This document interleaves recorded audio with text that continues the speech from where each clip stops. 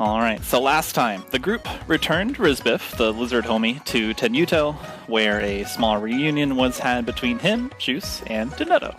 Some information regarding Denoto's future plans was revealed, and planning to talk to him again in the morning, it was unfortunate that he had moved on again, disappearing to wherever he goes, and then Juice told you that he received an invitation to meet somewhere tonight. Heading out into the fairgrounds that Juice's atelier is near, you decided to while away the time between then and now, theorizing that meeting the gold dragonborn at a place for sure was energy better spent than looking around for him all day. Xalia wandered to the docks to do some people watching, and when she came across a curious-looking fellow and started following him, the rest of the party watched an address from Merchant King Zonrune, and then decided to make their way to the watermelon cutting contest. Mad colors, smells, and sounds seem to draw you ever deeper into the carnival, where the very air seems brighter and sweeter. Time seems to pass by unattended. While you're talking amongst yourselves, admiring the various goods for sale during this time of year, suddenly a fish is thrust toward Pastiche, held in two hands. "Fresh fish! We catch them, you buy them!" The mustachioed merchant calls out to any that will hear.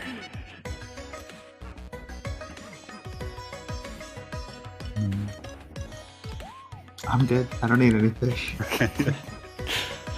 Pastiche and the rest of the group stoically walk away. More merchants are calling out their wares. Sugar dates and beans, sugar dates and pistachios. And here off to the side, would the lady like a necklace? A pretty necklace for a pretty lady. You can see through stripes of orange and white. Some children just purchased some sparklers from a gnomish peddler as you continue down through the fairgrounds.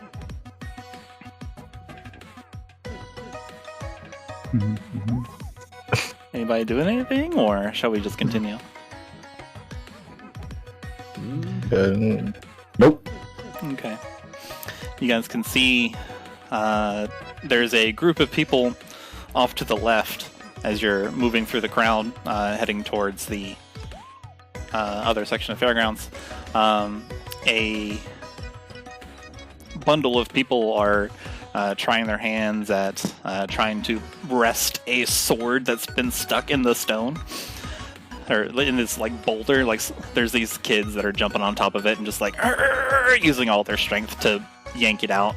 They're being watched by this game runner. And he's calling out, pull the sword from the stone, win a prize. And then someone, like, one of the kids, their grip slips, and they go flying back off the boulder and land on their rump. The kids kind of, like, run over to him and through, like, chuckles and jeers, help him to his feet.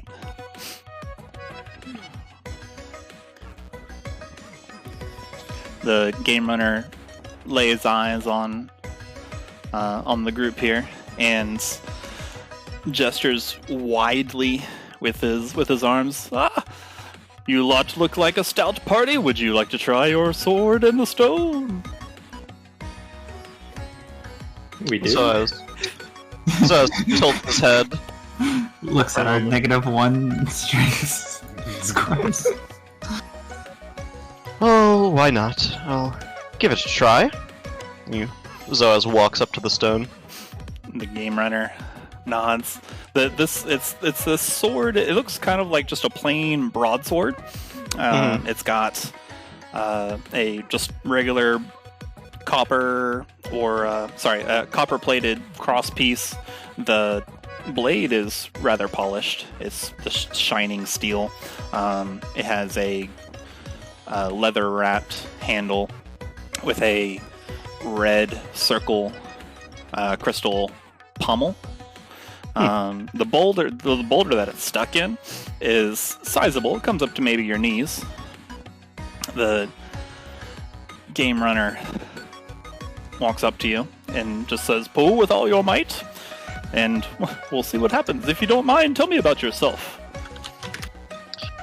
My name is Zoaz. I am a member of the Order of the Moonlight Shepherd. The game runner nods, smiles, and turns around, gestures to the crowd, arms wide. Zoaz shall pull the sword from the stone. Behold! And then Zoaz turns and puts both hands on the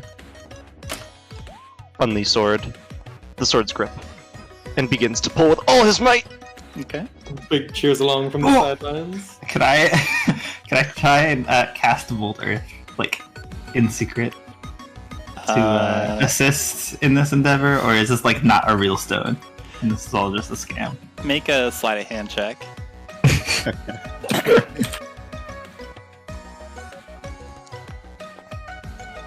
What? So you kind of like dip behind a couple of other bodies and just twirl your finger a bit and try to mold the earth. But yeah, like underneath like the cloaks. Yeah, and you whisper out the incantation. Game runner is going to make a roll here, see if he sees you. Oh, very close, but nope.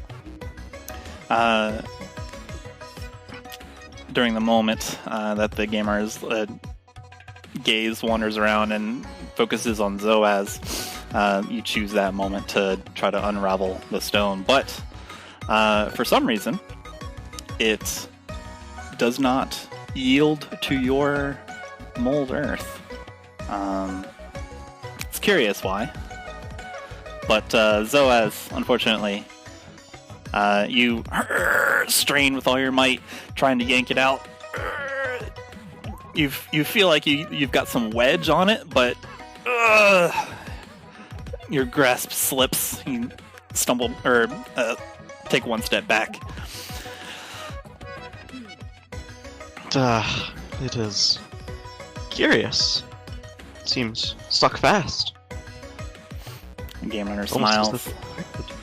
Indeed, only the worthy, the renowned, the legendary, those who bear the right to pull the sword from the stone may.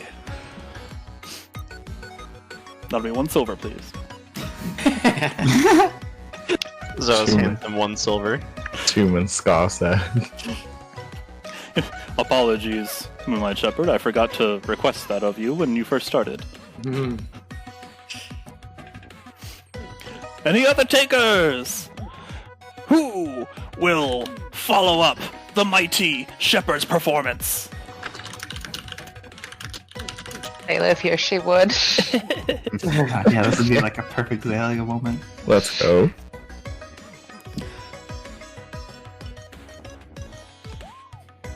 Gamer looks around. Anybody else I stepping go up to the plate? Oh. Well, I go up to Zoaz and sort of whisper, quietly within the crowd, sort of whisper. God, what was it? Do not feel bad. That this is all a trick. That's not a real stone, I believe. This is all just a bit of a carnival, one of those rigged carnival games. Zoaz smiles and says, "Oh, I was well aware, but I figured fun would do no harm, considering we have quite a ways to wait until our appointment at the docks."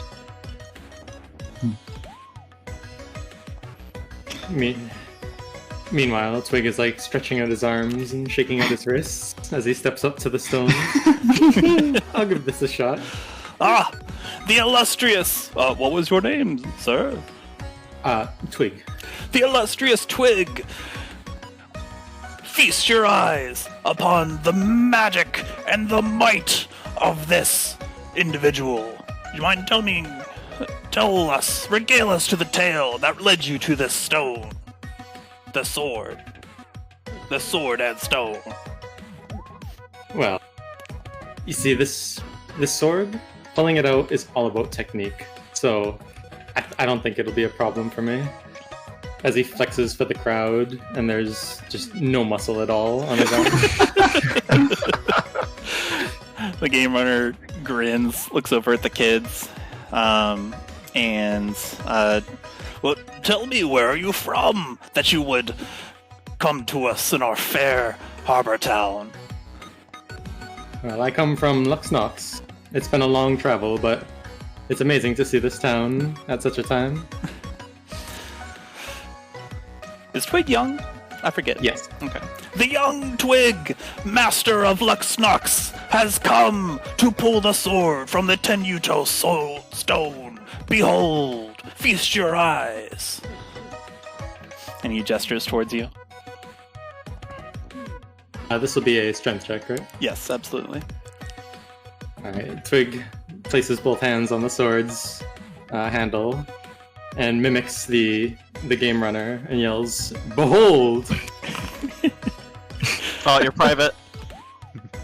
Oh, sorry. You can That- write that- Only was- Phil can know no, how that was- badly you climbed it. That was a six. That was a 6, by the way. Like, Okay. -1 for a 5. You can right click to reveal. It was so strong it blocked itself. As you go and do this, Twig, you strain with your might. It seems stuck, but then with one last heave, you pull on again. The game runner looks at you. There's a twinkle in his eye. He says, "Don't worry. All you have to do is pull." And when he finishes his sentence, and you renewed with the inspiration of the game runner, it suddenly releases from its hold in the boulder, and you go flying back, talon over tea kettle, Oh no. and hurtling back into the crowd off the boulder. Land on your rump, you skid a few inches in the sand. The kids all around you, "Oh, he did it! Oh, wow!" Twig, you have successfully pulled the sword from the stone. Let's go. I actually did it. I mean, of course I did it. It's all on the wrist, you see. There's Zoaz raises one scaly eyebrow, and he has an exasperated smile on his face. Makayla's giving like a little clap. Golf claps. Chuman is laughing heartily while clapping. roaring ruckus applause. You can add the sword from the stone in your inventory if you like, sir. Sure. Unless you want to give it back to the game runner, who appears to be holding his hand outstretched for it. Well done, Yeah, well done. He's clapping. I'll give it back to the game runner. Like, start to put it in my backpack, then I notice him. It's like, here you go. Excellent. Well, I always forget to ask for the game fee up front, but you keep it. You managed to hoist the Sword of Legend. He smiles, thumbs his nose, and just kind of like does a little flourish with the sword, and then shunk, sinks it back into the boulder. More people are now like thronging towards this boulder. Now that Twig has pulled it out, more and more people are lining up to try their hands. The game runner appears to now remember to ask for silvers up front. He's just collecting money from them. Everyone's just trying for the boulder. It seems like they're not having much luck. You hear the strained grunts of people in the crowd as they each try and fail. But Twig, you know, you got it. Does this mean I'm the chosen one?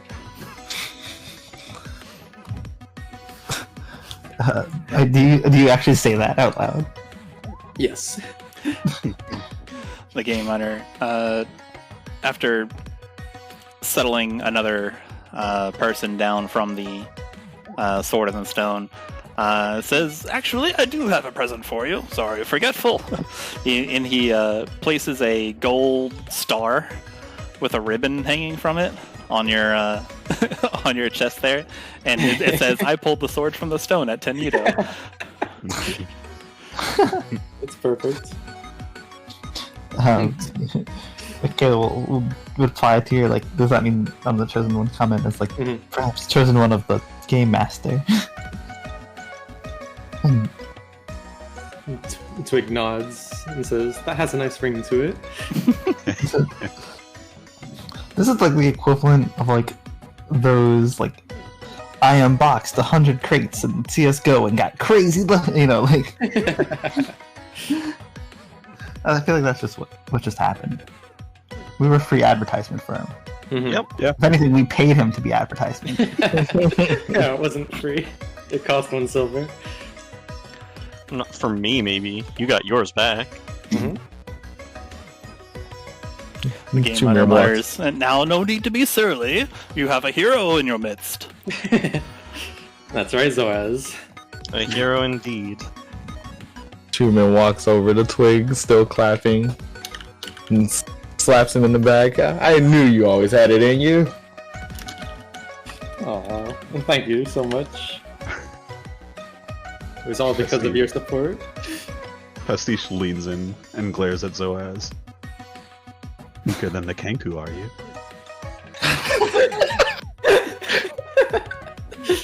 Selene does not pride strength over other qualities, my dear friend. Is the voice crack in there too? Yes. Whatever helps you sleep at night. I like how you guys are ribbing Zoaz, but Makayla started it.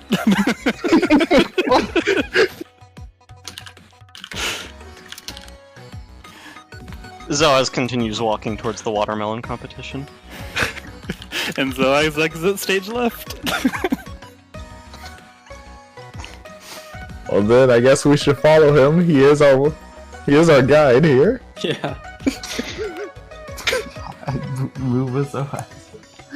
Alright, you guys continue on through the throngs of people heading towards the watermelon contest that you all were invited to from Merchant Kings on Rune. It promises to hold much excitement. On the other side of town, Xalia, you are currently following this curious individual as a under the guise of a stocky man with crimson slicked back hair, clean-shaven face, a nose that could be described as bulbous. This person darts between warehouses, moving quickly but confidently. It seems like they're heading back towards the fair, but then double back in the other direction. What would you like to do? We're gonna keep just kind of stealing people's appearance and passing. Okay. Just kind of continuously. Hopefully no one looks at us. Okay. And just keep following. Alright, choosing an opportune moment to switch guises here and there and making sure nobody's laying eyes on you when you do it. Go ahead and make a perception check. As your current getup is the latest person that you see that just yoink the appearance from is one of a blue person, blue-skinned, sort of like sea elf. You have fins for ears, and you have a lovely dorsal fin going cresting over the top of your head and going down your back. Webbed fingers. There's a your nose is particularly small, and from behind, as you're keeping up with this person seems sort of like a caped performer, perhaps. They're dressed in mostly black, but they have a deep, dark purple cape that has numerous ring decorations hanging from numerous tapered ends at the bottom of the cape. Human, they have short black hair and they seem filled with purpose. They are moving forward, and then they stop for a moment in front of a ledge. Sorry, they stop for a moment, like in the middle of a stair flight, and they're just standing there at the ledge. They are resting their hand on the upper floor, like between where this ledge would overlook the rest of the docks. They glance about, making sure of their surroundings before going into a pouch at their side. They flip a gold coin in the air, catch it, and then immediately flip it behind them. The coin pulls swirls of golden energy around it, and you feel your gaze being drawn towards the piece. Go ahead and make a wisdom saving throw, please. Okay. Did I click the right button or did I click off? I think I clicked off. Cool. Alright. Good job, Xalia. 5. Okay, so you, as this coin hurls through the air, everyone in the area, including you, looks towards the coin that is now glowing distractingly. A few people scramble to go and pick the gold piece up, but and so do you feel this urge, but you are able to resist it if you choose to do so. With a 5. Being an adventurer, you're made of sterner stuff. Alright, you know what we're gonna do? What are we gonna do? Okay, we're gonna resist that. Okay. You do resist the urge to lurch toward the piece and pick it up, but you are it is distractingly glowing, and your gaze is focused on that. Go ahead and make a perception check with disadvantage to keep your eyes on your quarry. Oh no. Oh no. All right. I have a question. Yes? I have a question. Can I literally split my eyes? I'm not sure if that's functional. We should probably decide that now. If you just create another thing on, is it functional? Let's see. We can spend 30 seconds looking it up. Can I spend my feet to make this happen? Yeah. To allow for these kind of shenanigans? Okay, cool. That is now your feet. Oh man. Alright. So that'll be a normal roll then. But I think the, huh? does it display which two it rolled? It does. I thought the other one was an 18, but the first one was a 1, so... Well, that's fine. This feat that we just made up is allows you to do certain things. Death perception is not one of them. So the person, you see them retract their hand, similar to what you saw earlier. But you don't quite see, what else they were doing in the time that you were distracted. Then they bring their hand up to the side of their head. Pause for a moment, and then before dropping it back down again, they look around one more time, and they lock eyes with your eye for a bit. Make a sort of what's that face, and before not even a reasonable human eye that would be on the sea elf. It's just another little beady insect eye. Right. It's like an excuse me face that this person has. Then they shake their head and appear to steel themselves, and then they depart further down the docks. As you wrench yourself from this distracting coin, someone has picked it up now, and they are +1 gold. What would you like to do as this figure is darting off? You are now in... We're gonna... Sorry, I was gonna... Sorry? You are now in an area of docks. You're standing close to a stairwell. The person has darted down the stairwell and turned right around a corner. You're amid many warehouses. There's people moving. People are holding crates. There's just an endless sea of movement where people are hauling things in this very busy harbor town. I'm gonna spend some time... Azalea's gonna spend some time looking at what the person... the area that the person was in, where they hit the coin, and trying to arcana to see what kind of magic was going on there. Okay. What's this roll? Arcana. Okay. To Just like figure that, out what that coin was? Or what Not made necessarily what that coin is, but just if there's anything else magical going on there than just the coin. Yeah. Okay. With that kind of Arcana check, with a 22 is pretty good. You do recognize that there is something magical afoot. That's without a doubt. That person did seem like they had some sort of mastery over the arcane, at least in the art of distracting people. Looking around, trying to see what they did, or what they were doing, if they were doing anything while they were standing there. You do get the sense that there's something about this spot that they chose to stay in. There is like some magical residue, but it's difficult to tell quite what went on, having not seen or heard the incantations or seen the gestures that they were making. Okay. Then we are just going to slip. She's going to slip back to her original form, but she's going to keep the blue skin. Okay. And keep following.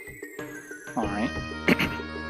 Make a perception check with disadvantage now, since you spent some time there. We'll see if they have slipped out of your sight. A 3. Definitely. Okay. You trot down the stairs, look around, trying to find this purple-caped, ring-decorated individual. You don't really see any trace of them. They appear to have given you or anyone else that were following them the slip. They seem pretty adept at that, given the nature of distraction that they were able to produce. Alright. She's gonna go back to the top of the staircase. Is there like any space on top of that that you can spider climb up and just kind of perch? Yeah, you can hop on. There's the staircase, of course, and then there's many warehouses that you could possibly get on top of that are very high. Okay. She's going to spider climb up on a perch with clear visibility of that staircase and just kind of watch the people moving around. Okay, so you're just going to sit there and just watch the staircase? We're going to observe and also see if we can see anything from this higher visibility point. Okay. But unlikely. Cool. Go ahead and mark off your spider climb if you hadn't already. And then slide me a perception check, please. Okay. Nice. Alright. So you spend some time on top of this warehouse. You're maybe 30 feet in the air. It's a big warehouse. You've got the gentle sea breeze coming in. You see ships coming and going from the harbor town. You can see people going up and down the staircase the staircase in question. No one seems to stop or pay any attention or like even cast a sideways glance at anything but the stairs. It seems like everyone's focused as they move cargo to and fro. You look around. You can see the rest of customs. There's dune striders dotting, almost forming a line as merchants move through this scrutinizing process. You can see that crab fellow that had that you spotted earlier. He appears to be in a rough conversation with some dune striders. You can see, like, of course you can't hear them from your place, but you can see like the exaggerated gestures of someone like pleading their case. And you can see the stern gaze of dune striders just kind of like stroking their chins, hearing him out. Let's see. A 17 will also get you something really fancy. At this moment, you can see a pair of individuals. From your vantage point, looks to be a goblin with like white, tufty hair, wearing goggles, and a hobgoblin, much taller than he is, with sort of like a chin strap beard, with like spiky hair. It looks almost like I hate to use analogies, but like Wolverine or Logan from X-Men series. that's his facial feature. They're walking along. you can see the goblin kind of like bounding in front of the hobgoblin, turning around and being generally excited. And there's just more people coming and going. That's kind of all you get with with that amount of time. Alright, then what she's gonna do at this point is she's gonna steal some tabaxi features and literally just curl up like cat loaf here. Cool. And she's gonna spend the next period of time until anything interesting happening using minor illusions to play pranks on passerbys. Alright. Roll me a d6. Okay.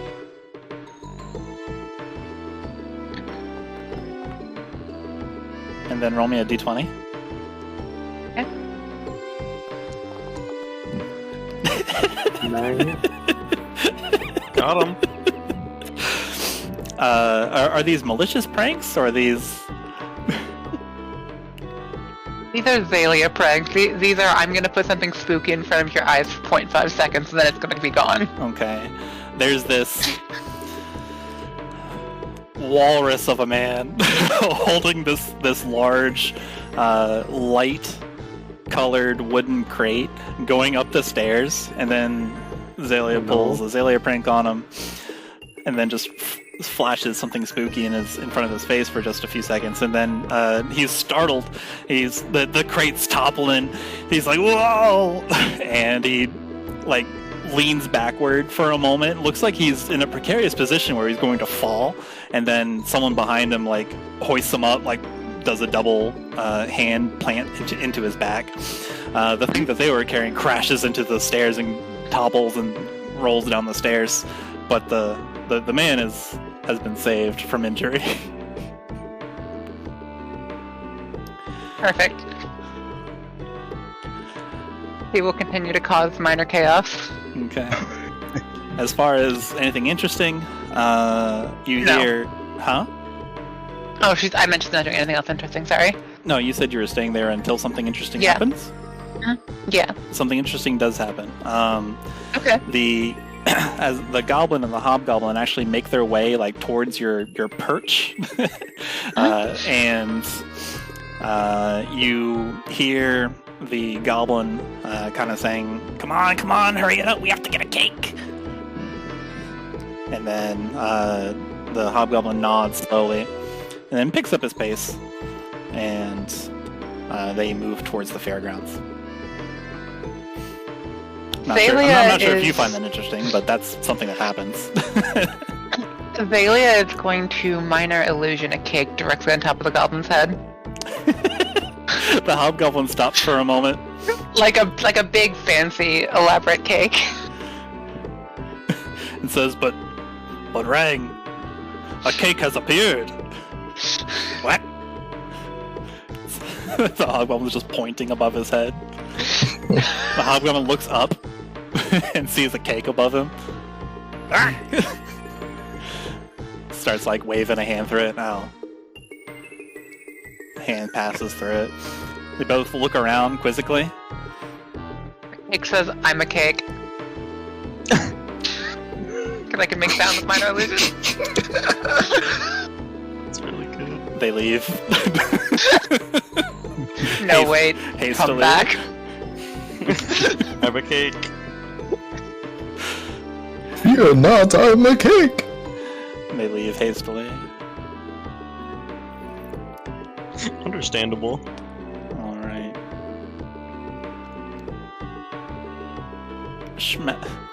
Smash cut to the rest of the group. It's a cool breeze drifting across the fairgrounds that alleviates some of the heat of being within this amount of people. There's the sweet scent of flowers mingling with the salty tang of the manta ray bay. Some people, well tanned or otherwise, are all just... Oh wait, let me move you to the relevant place. Bloop, bloop. Oh, nice. Are all playing games, enjoying the food. There's some sunburned visitors. Obviously, Obviously, visitors or tourists that are sitting in some wicker chairs and they're sipping cold drinks. And you follow where all these people are having their drinks from. It looks like a little small stall that's selling just coconut-themed drinks with little umbrellas in them. Several people just in various states of dress. Some of them are just in swim trunks, some with their merchant garb, with their robes and their abacuses and their counting devices. You see dune striders around with their bare chests and their coifs and their hawk gear. Let's see here. You all arrive at a section of fairgrounds where they're finishing setup for the watermelon cutting festival. A large umbrella provides shade for fairgoers. Most of them are sitting in these wicker chairs and sunburned. While there are more games here, you can see most of the hubbub is surrounding a raised wooden stage. Zonrune stands atop this stage with an official-looking orc next to him, eyeing a split-open watermelon, exchanging smiles. You come into the fairground proper, moving through all the things. Zonrune shakes the orc's hand and converses with him. On the ground level appears to be a half-orc serving as a barker. Experience the majesty of the watermelon cutting contest! He seems like he has a strained voice, like he's been yelling all morning. Feel the spirits of old, fill your body with strength, with one blade, two halves! Try your hand at historical blade draw techniques of days gone by! What are you guys doing as you enter in this area with many more colors, many more drinks, many more foods, and many more people?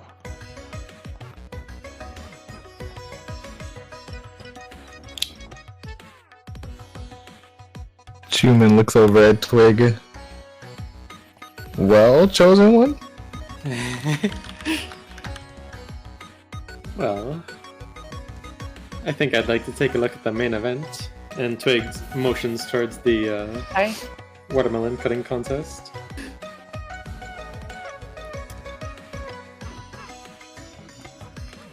I'm interested in seeing what else you pull, so by all means.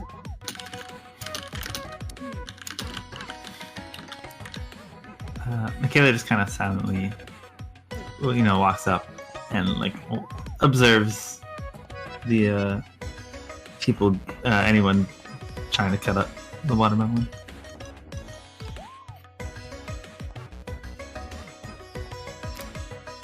Makayla, you notice that it's not like an open contest. They're just taking registrants for a face-off later. Okay. The barker appears to be is being approached by a couple groups of people. He's jotting down their names and bidding them come back a little later, just a few minutes while they finish setting up.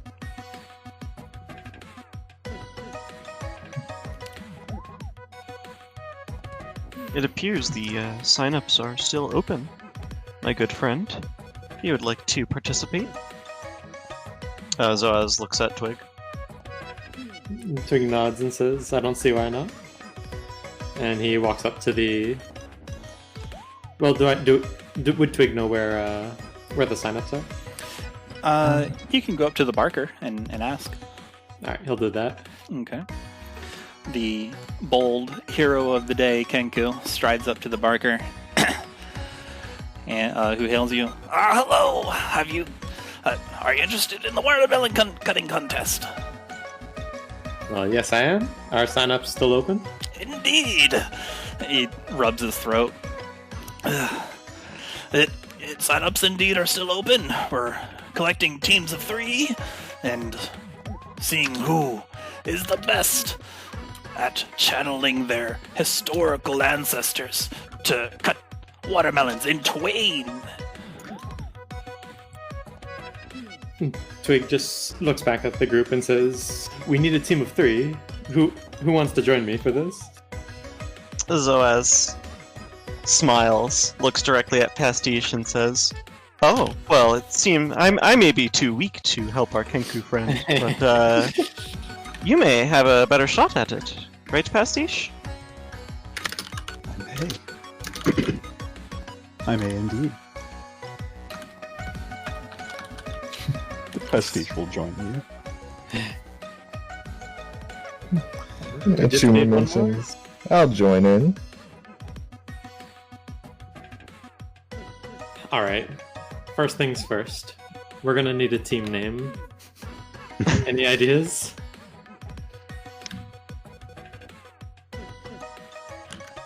Chuman looks over at Pastiche. Names aren't necessarily my forte.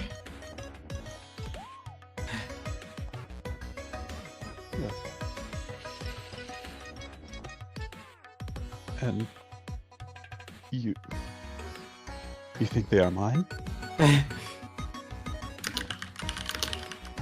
I hope they're better.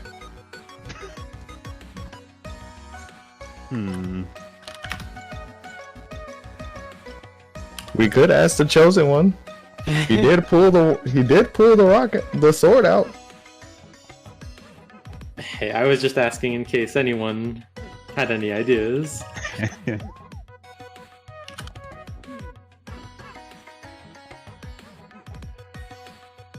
Fortunately, I have no ideas, so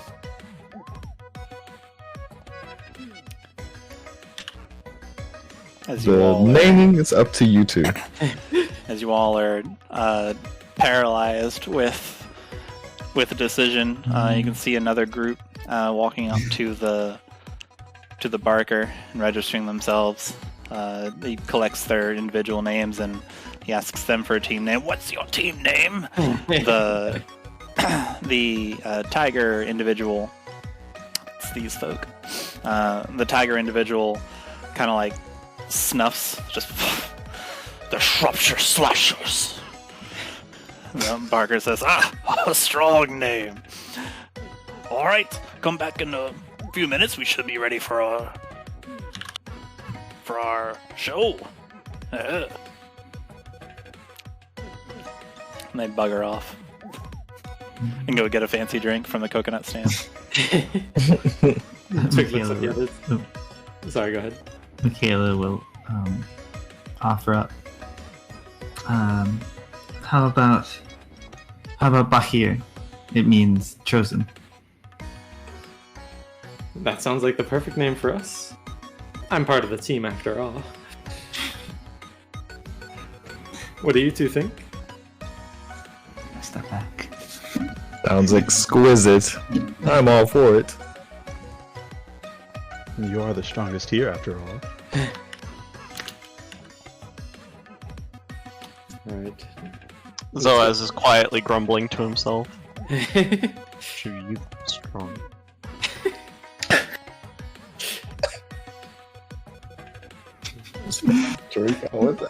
Strength isn't shown in watermelon contests, friend. She puts a hand on her shoulder. The little watermelon content.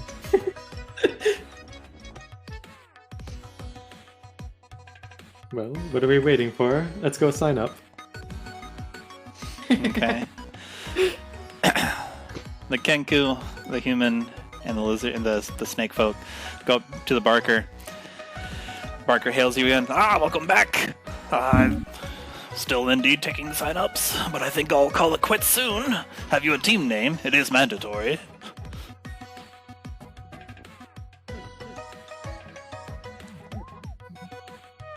Oh, yes, we'd love to sign up. How do I pronounce it? Bakir. Bakir. Yeah, pretty much. You don't have to do the Twig motions to Chuman and Pastiche and says, "You can call us Bakir." The Barker blinks for a moment, looks over at you all, and a smile spreads across his face. Bakir! Strong name! Excellent name! I like it! Love it! Alright. I'll jot you down. Please, a few moments before we get ready. Once Zonrun leaves the stage, we can finish preparing, and we can get the show on the road. Hey, hey!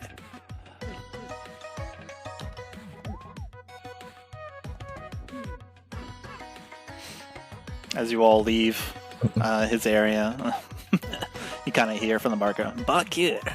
And keep your eyes on that one, definitely. And you continue scooting through the rest of the lovely fair. It seems you have a few moments before the event starts.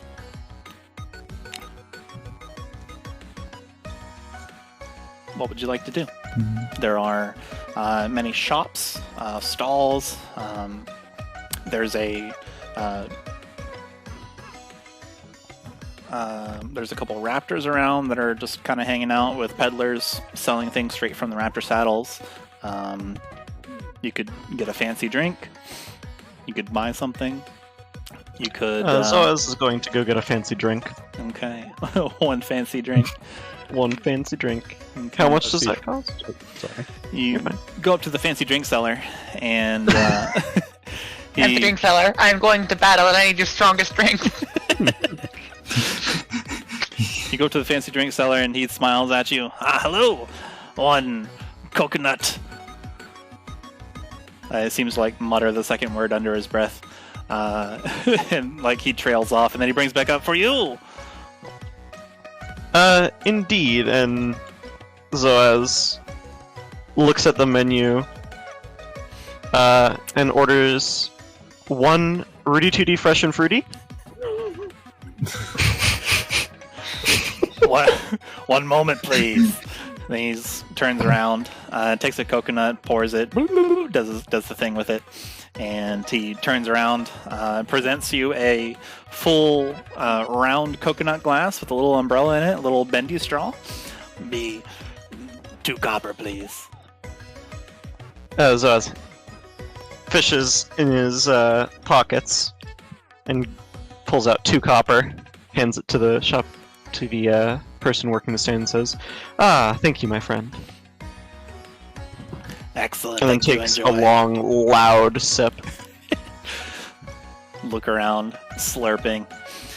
It is actually rather tasty. It is definitely Rudy, Tooty, and also fruity. It's been out all morning, so it might be a little less on the fresh, but it is very delicious. And yeah, Tooty as well.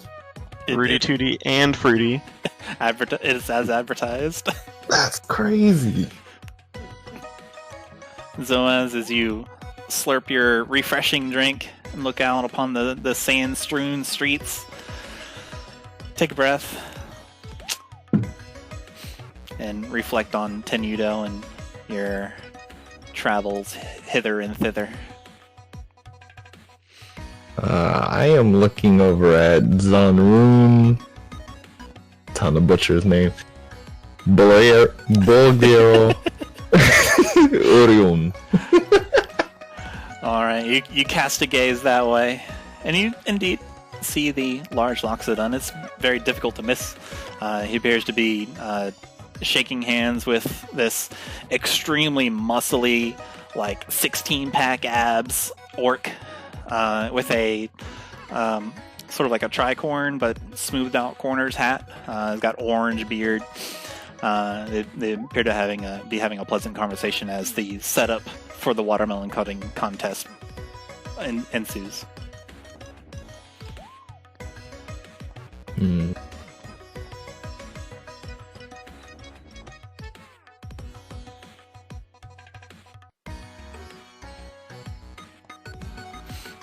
Before long, Zonroon bows slightly as of respect, and then appears to be bidding the orc goodbye, and he descends from the wooden stage and goes to mingle with the crowd. He appears to be he nods to a Doomstrider first, and then he disappears for a moment into the crowds.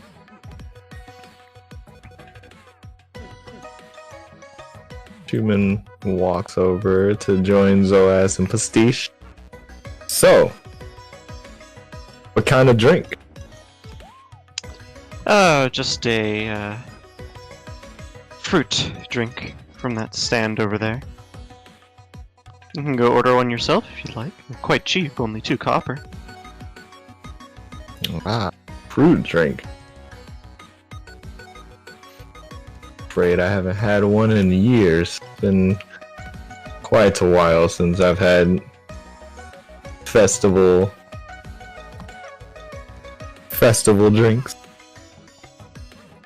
Pastiche is going to like snake his neck over Zoaz's shoulder and sniff his drink. It smells of tropical fruits. Then walk Zoaz, over to the drink counter, point at Zoaz. I'll have what he's having. Rooty tooty, fresh and also fruity. One coming right out. There'll be 2 copper, sir. And he turns around. As he's doing that, Chuman walks over and says, "Make that 2." 2, got it. 2 copper. Zoaz just kinda slowly turns his head to follow Pastiche as he walks over to the stand. You all have your drinks in tow. As he hands you the drinks, so as you take another slurp, looking around, you see your Kenku companion walking towards you before he is stopped by a large, heavy hand on his shoulder. Twig, you freeze, and you look over at the hand, and then you follow it up. You look up, and the hand is joined by getting into trouble a little early today, eh, Twig? And you look up, and you see the smiling face of the captain of the Luxnox Doomstriders, King. Oh. With his short black hair, big smile on his face. It's always there. He's draped in his gold and blue chest armor that hangs down to below his pectorals. Between his pectorals, with the lion sash going down and around across his shoulders and upper torso. He's got his armaments at his side. He's looking at you to smile. He squeezes your shoulder in greeting.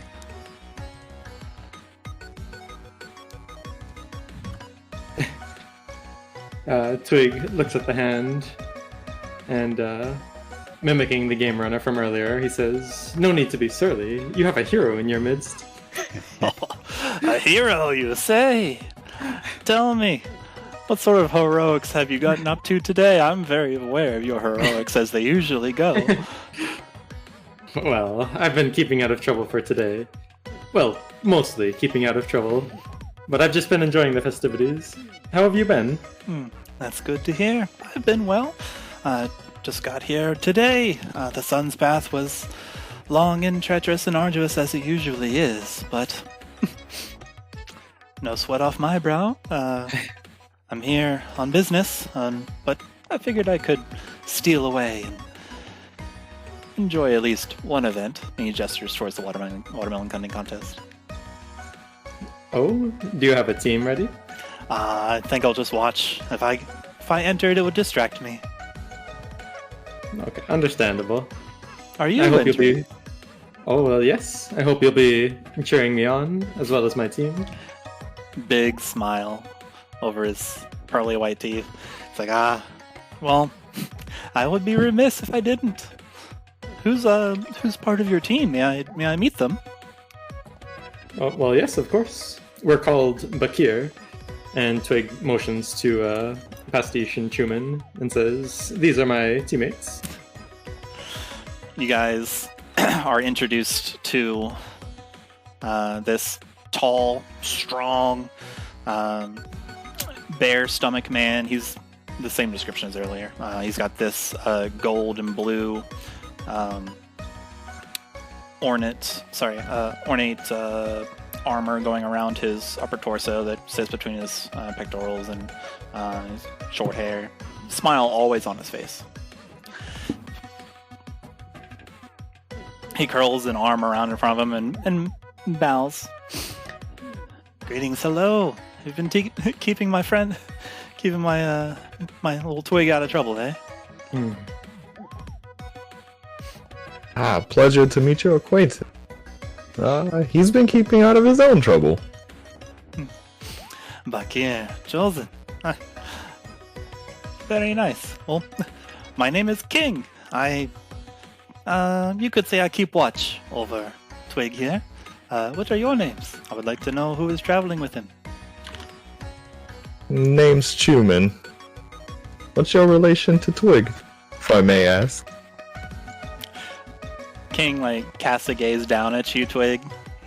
Kind of like a knowing, and it seems to be asking the invisible question, should I tell them or you? Twig sort of rubs his neck, embarrassed, and says, "Well, King watches over me. My hometown, it can be a rough place sometimes, and King helps me out." King, he looks sheepishly up at King.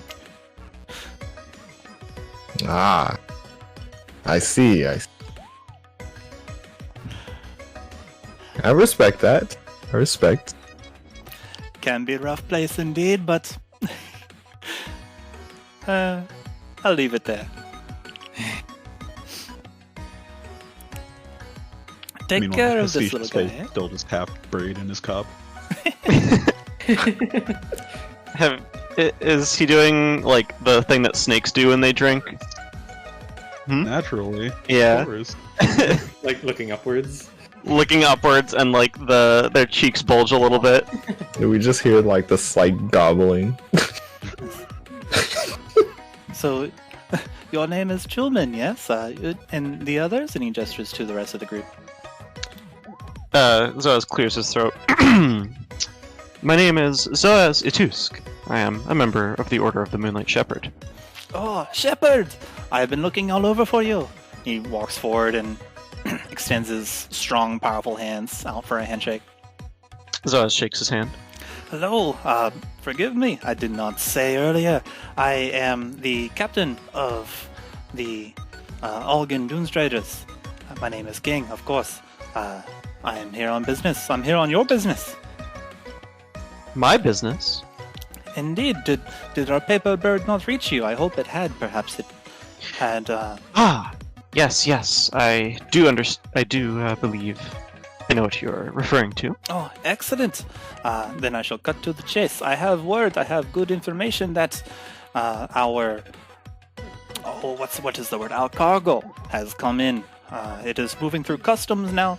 We are to meet the merchant later. It is a crab folk. You cannot miss him. And we will be.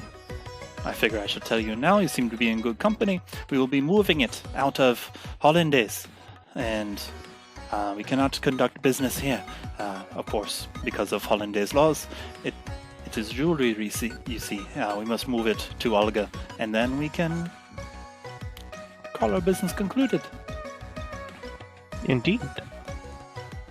Well, I believe I may have found a group that can aid in the transport as your missive requested. Oh, most excellent. Who is this group? I would like to meet them. I believe you are meeting them right now. He looks around surprised. Looks at Twig. Surprised. I have not yet asked them, but I figure a well-paying job would not be something that any of these fine folk would turn down. Of course, we do have our own business to attend to. Today, in fact. But, I suppose I should ask more directly. You all, I believe that I have a job lined up for you. It would be well-paying, as it is commissioned by the royal family themselves. And King adds, perhaps a bit clumsy way of asking, but I implore you as well. Twig, I suppose this would be another way of me keeping watch over you. You may accept or decline, but I advise you to decline. We can both go home together. And he looks around.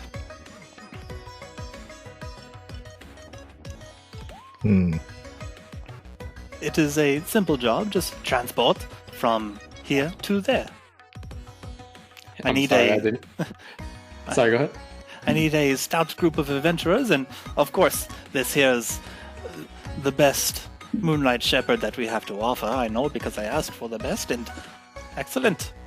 I'm glad to meet you, Zoaz, and I'm glad to meet the rest of you, but please. Well, as tempting as that sounds, my friend, there's something I need to do here first. So I'm afraid I'll have to decline. Places a strong hand on the top of your head, ruffles your feathers. I understand. What are you here for anyway, Twig? Well, is there something that I can help with? Well, I'm just trying to help a friend. I think we could leave it at that. Probably the same reason you're here.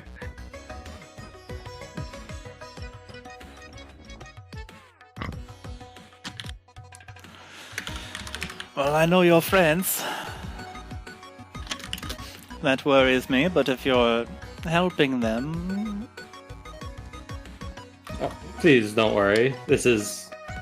I'm being genuine here. I just want to help a friend. Alright. Keep your secrets, Twig. I do not mind. The rest of you, can I count on you?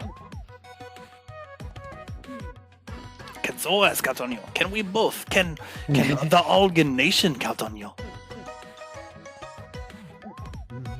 Chuman speaks up. That depends. Money is not what I require. It's more information. Information? What sort of information do you require? He smiles and gestures openly. There is a specific mark that I've been looking for. They call it a dragon's mark, but it is a shape of a phoenix. Don't know if you have heard of that or where it may have been around. Dragon mark, yes, I have heard of that. There are many, usually among noble families or people in positions of power. You seem like a normal man, though, to me. I have peculiar connections with a few noble families. I see. Well, with that being the subject, well, as Zoaz mentioned, this is a request straight from royalty. I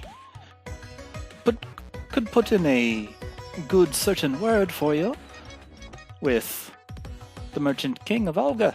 Perhaps he will allow you to peruse his book collection, or we could give you certain permissions, as it were, to access the Durlasker library. Surely, knowledge you seek is in Durlask. It always is.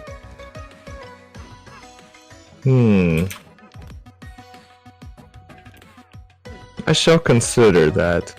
Let me think for a little while. You'll be back for the watermelon cutting fest event, correct? I'll be watching, yes. I shall have my decision then. Excellent. Zoaz. He walks over to the lizard man. I had high hopes that you would have already assembled a crew, but it looks like we have people that are of the wishy-washy sort. I got wrapped up in some other business. Something that took priority. I apologize, but I do have my own duties. Perhaps I should have sent the missive earlier. I mean, take care of your responsibilities earlier. Okay. Okay. That is fine.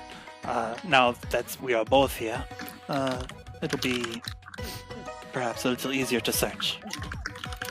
Indeed. He claps you on the shoulder, smiles again. It's this heavy hand where like poof, poof, he might not know his own strength or something like that. Oh no, wisdom saving. Strength saving throw. Make a wisdom saving throw. No, I'm just kidding.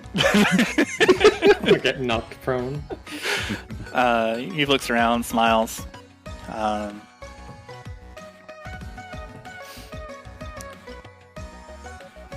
Is anyone doing anything else, or? Zoaz takes another big slurp from his drink. Chuman is just lost in thought, periodically sipping the drink. Makayla's kind of, off to the side, sort of just looking around the area, just kind of observing.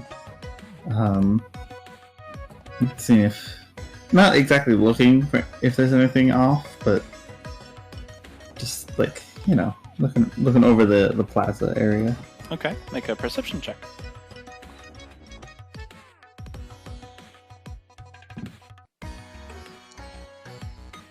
Okay. Looking around, casting a weathered gaze, scrutinizing all the peoples. You briefly watch for a moment as a raptor is eating its lunch out of the hand of a merchant, and then something startles it for a moment as a kid runs by, and its big, thick tail swats somebody else, and they kind of like stumble for a moment, and the merchant runs over, profusely apologizes, and pats the raptor along its scaly neck to soothe it. Looking around, you see a couple Doomstriders watching just as carefully as you. There's kids like with painted faces running around screaming. You can see, let's see here. What else do you see? You see a nice plain lady with bright blonde hair, sort of like a ponytail held upwards that cascades down her back.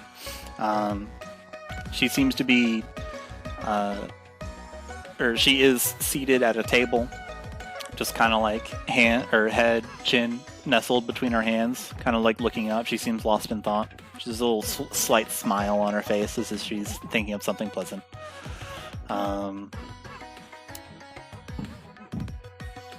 You can see the muscly orc with up on the stage, working with a couple people, hauling in watermelons. And you conclude your gaze. It looks like they're ready.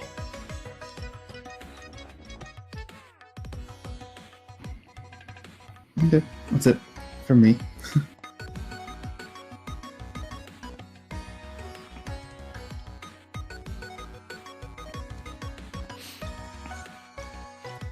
Let's see.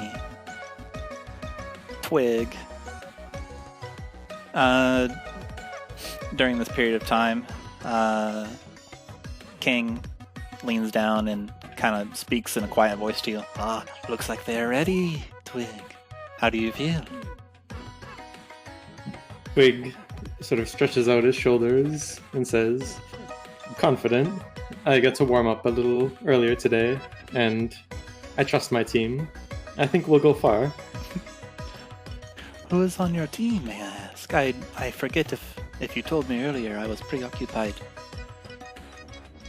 Twig motions behind him towards Pastiche and then Chuman. I see. Well, be careful and do your best. I know you always do. Of course. And thank you, King, for everything. He smiles. It gives you a curious look, trying to see if there's anything on your face that would betray what you're thinking and what you're here for and that sort of thing. But then he smiles and nods and goes and shovels off to find a seat so he can watch the watermelon cutting contest.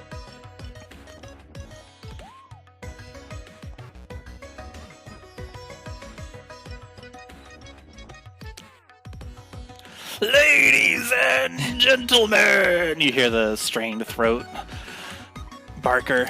He's been yelling all day. We are pleased to give you 1 blade, 2 halves. Ah! There's a cheer from the crowd. And looks like the teams are preparing. The Barker sees you and motions you over. Come. And it appears that he is starting to explain the rules. You all walk over. Says, okay, here are the rules. You have 1 strike to slice the watermelon in twain. Cleave it in 2 symmetrical halves. That's the objective. It will be placed on top of a stand, of course. The stand has a slot in the middle. If you are able to slice your watermelon slicer through the slot, guaranteed to cut it in 2 clean halves. If it stops, gets caught on the stool or the stand, well, that's minus points.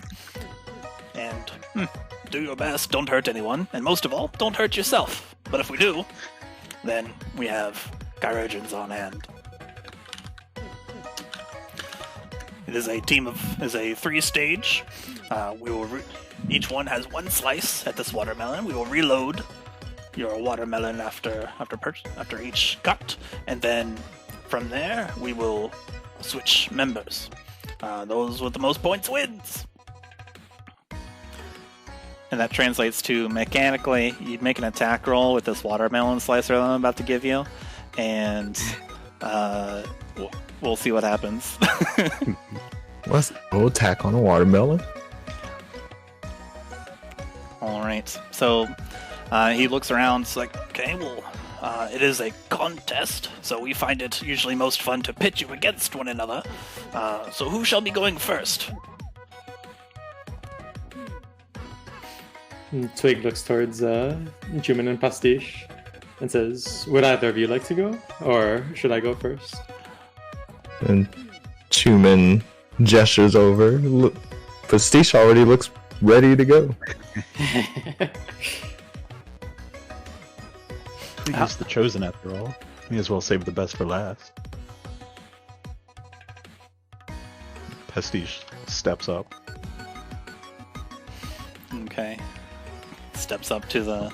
Pastiche, raring to go, steps up and positions himself next to on the stand with a nice, pristine, happy, previously rinsed watermelon. And one of the persons from the other group that you recently saw that said themselves were the Shropshire Slashers comes up, stands next to you. Is a nice woman with a sort of a head garment that looks like another set of ears just piercing, going straight up.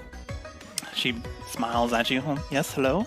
May the best slicer win, I think. No mercy on the battlefield. The woman puts a hand to her collar and says, "Oh my."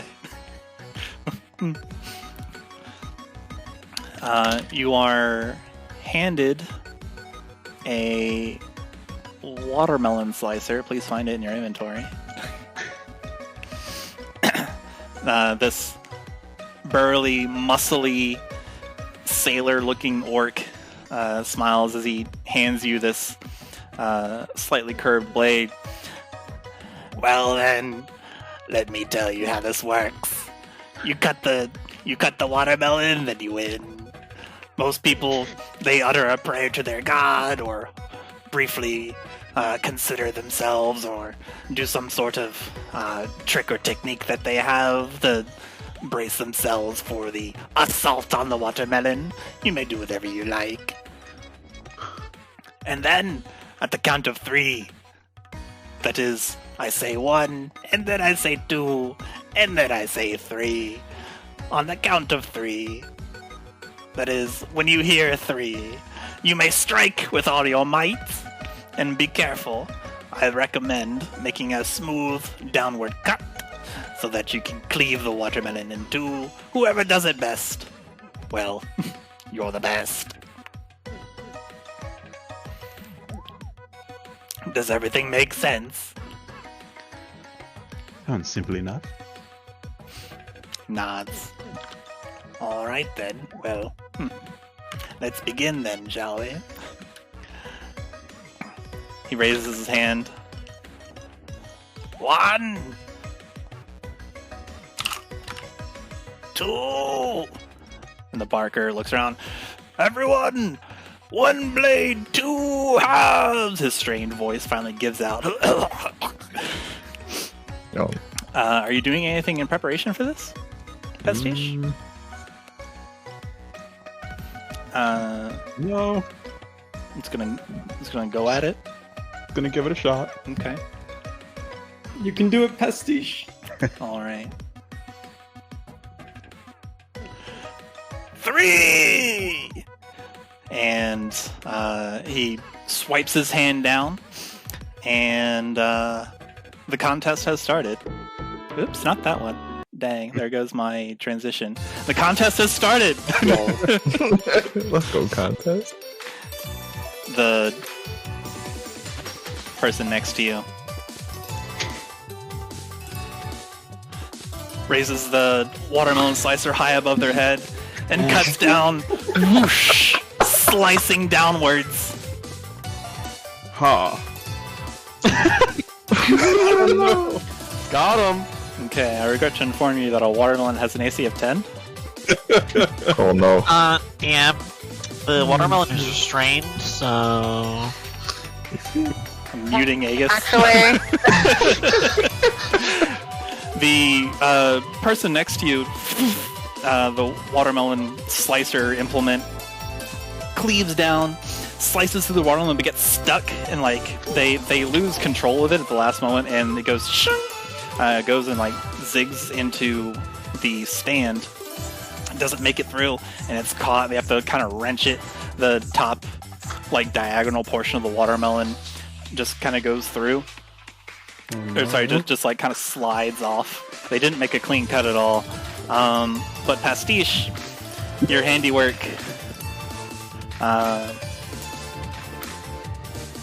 You come down with this watermelon slicer and let out a battle cry, but something about your training doesn't come back, and right before you do it, or rather, perhaps a better idea is your training does come back, and then for a moment you pull back and resist, and the angle of the blade causes it to be this very erratic cut, and you hit it with more of the flat of the blade than the watermelon, than with the edge, and not quite. The orc next to you says, it's a watermelon slicing contest, not a watermelon smashing contest. Let's see. No points for you. He's adjusting. Checking out the watermelon. Point for this one. Yes. And they spend... he gestures you down towards the staircase and yells out to the crowd, "The next contestants, if you please." He's spending like the next minute writing the watermelon, or putting another watermelon on it. Chuman looks over to Twig. I guess it's on my turn now, unless you want to go before me. Twig motions towards the stand and says, "Go right ahead. And good luck, my friend." Will do. Chuman makes his way onto the stand. Okay. Wait, where did this... Oh, there's this... Please find Zoaz walks over to Pastiche. Sees him sulking in the back alley and says, not much skill with a sword, my friend. The competition isn't over yet. Okay. Chuma, as you're heading up the staircase, the the man with this kind of like golden circle around his head, he nods and gestures, after you, sir. And then as you pass him, make an acrobatics check. Okay. Nice. You feel one of your feet be kicked out from under you, but you quickly right yourself and take the next step of the stairs much quicker, and you have not fallen. Congratulations. And Chuman gives a What an asshole. gives a quick look behind him and proceeds on. He smiles. Watch your step. What an asshole.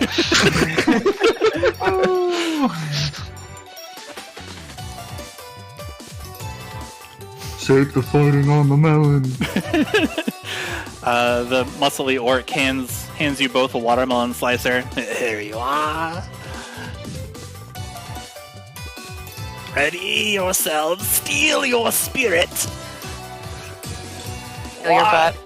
1, 2. Are you doing As anything they're to... preparing.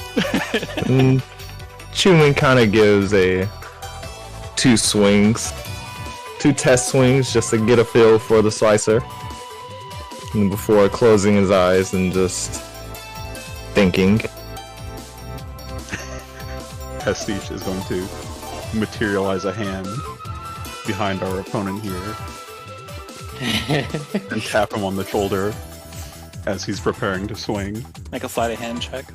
Will do. Thank you, Pastiche. for being there when Xalia could.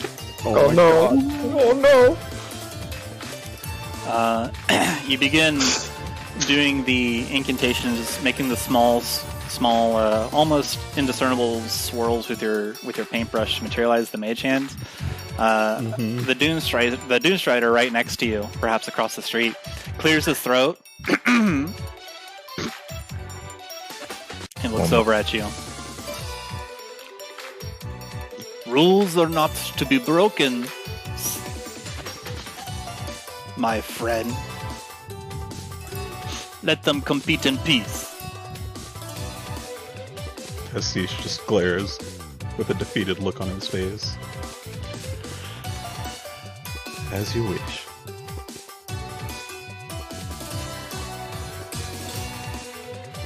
Okay. Chuman, are you... what are you doing to prepare for this? It you was got a cat's mage hand too? No, it was two test swings just to get a feel for it, and then he's closing his eyes during the count. Okay. Make a wisdom saving throw. As you hear as you hear the person next to you, it's kind of like mutter under his breath. Says, Oh, wow. That's what Chuman roll right He's out there. of his league. He's out of his league. Amazing. If only that was on the watermelon. Oh, don't worry, it's coming. You hear next to you the man that bids you watch your step just kind of mutter, "Ugh, you stink like a cave." And then you feel something in your brain just distracting, but you don't. You resist it and you let it go. It does not bother you. It's just like water rolling off a duck's back. Chuman is like perfectly still, not even moving at all. Okay. 3! The orc slices his hand down through the air. And... okay. You both cut through the watermelon. Whooshing! Chuman, your cut is slightly better. It almost goes through the slot at the bottom, but it hits the wood right there at the edge of it, keeping it from making a super clean cut. So perhaps like you cut maybe like a like 2/3 of it, and then the other person, also very close. He swings downward confidently, but your cut is slightly better as the orc judge comes over and confirms. This one is close, I do say. It's like that time that... Oh, never mind, you don't want to hear it. We have a show! Victor! This one! He holds up your hand. Chuman raises it to the sky. The crowd goes wild. It seems that we have a neck-and-neck tie, everyone. Isn't that exciting? And Chuman says nothing, but you can clearly see a red glow from him.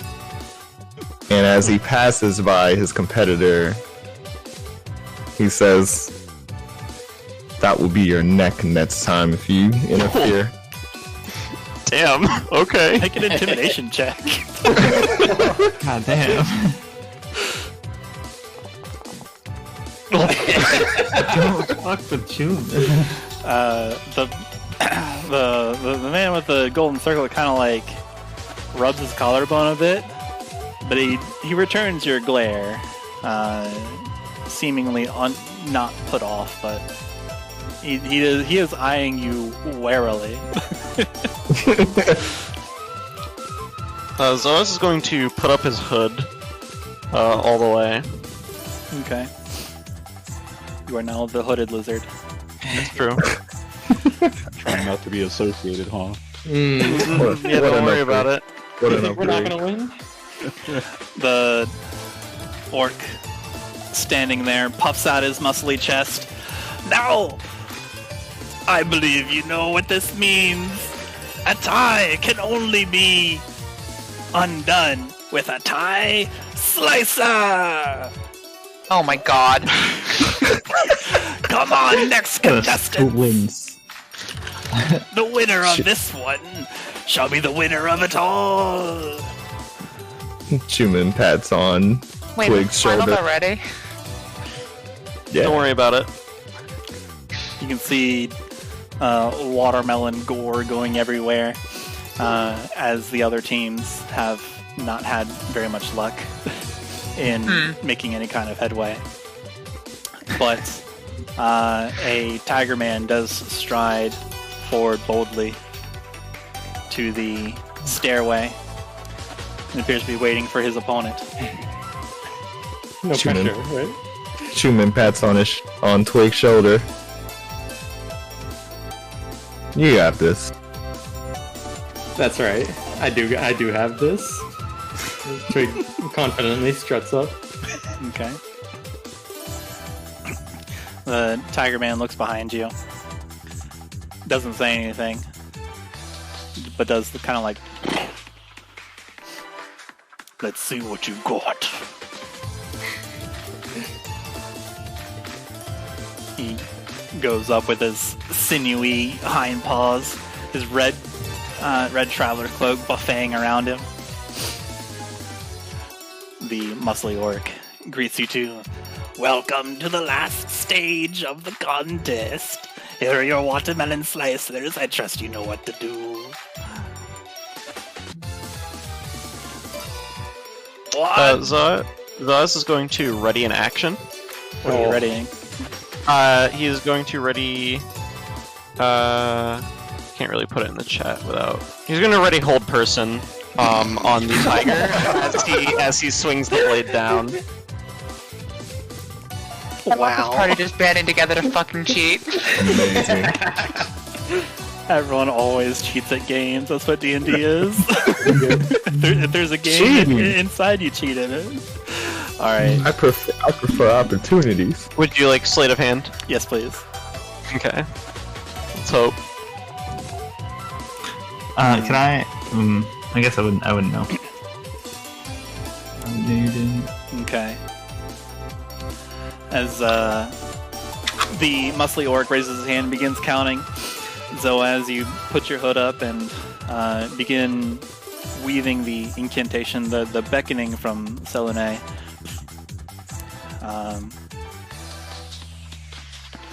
You can hear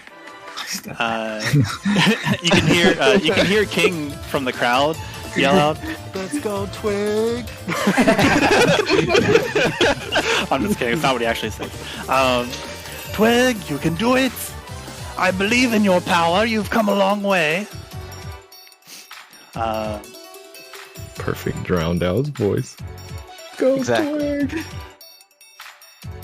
A Doomstrider does come up and stand next to you, Zoaz. Oh no. He doesn't say anything. Well, he does stand directly next to you.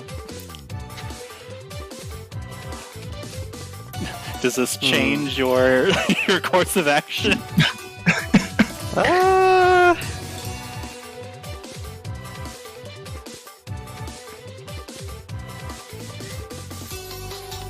I think Zoaz would stop in this situation. Can I look at the Doomstrider to see the body language from him? Make an insight check.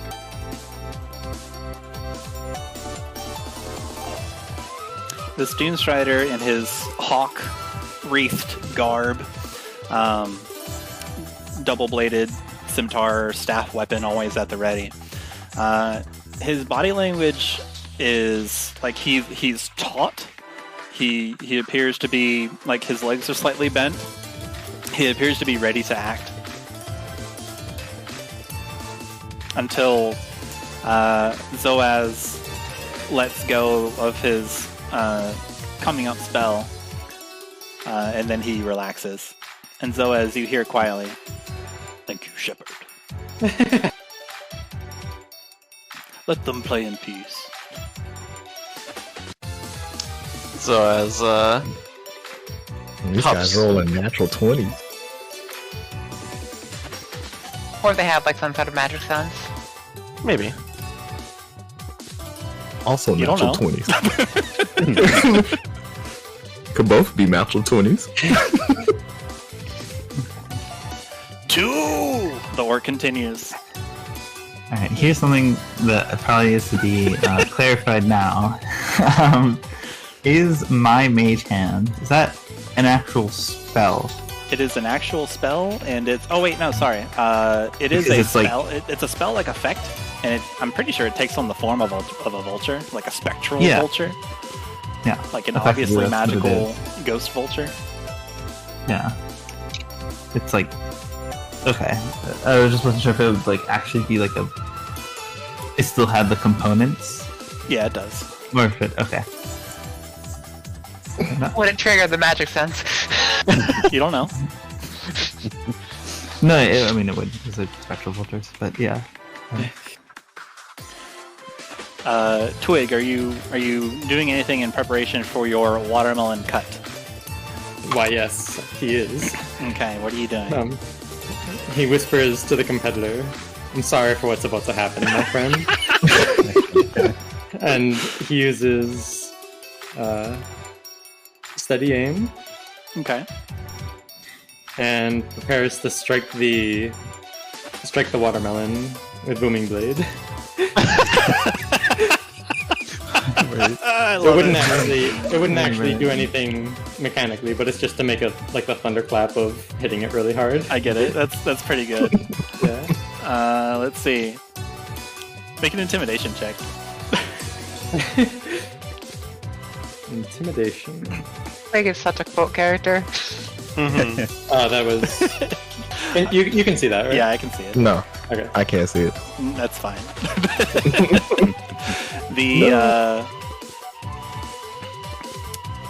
The tiger man looks at you,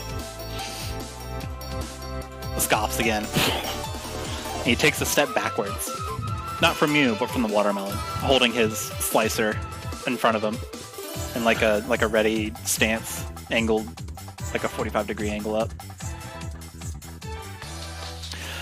3! Slice! Should I have the? Oh yeah, I do have it. Never mind.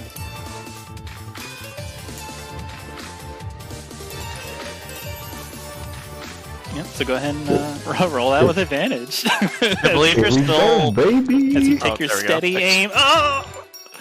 One of them's the one, but that's fine because you have advantage.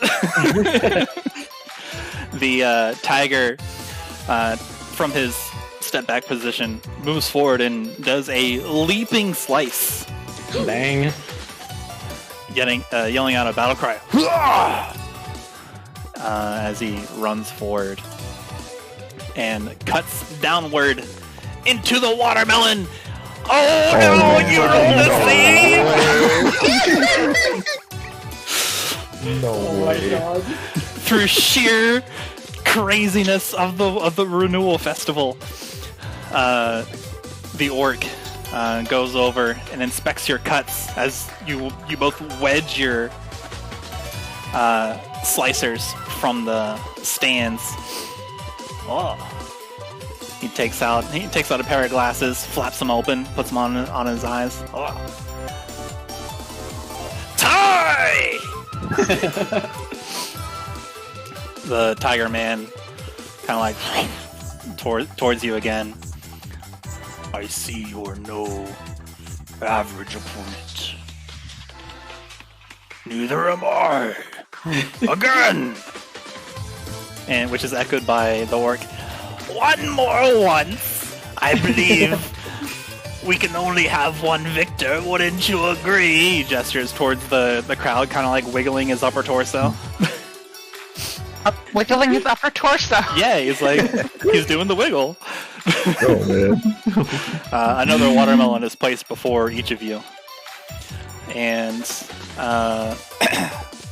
the orc ceases shaking his muscles, and raises his arm in the air. 1, 2. Are you doing anything in preparation?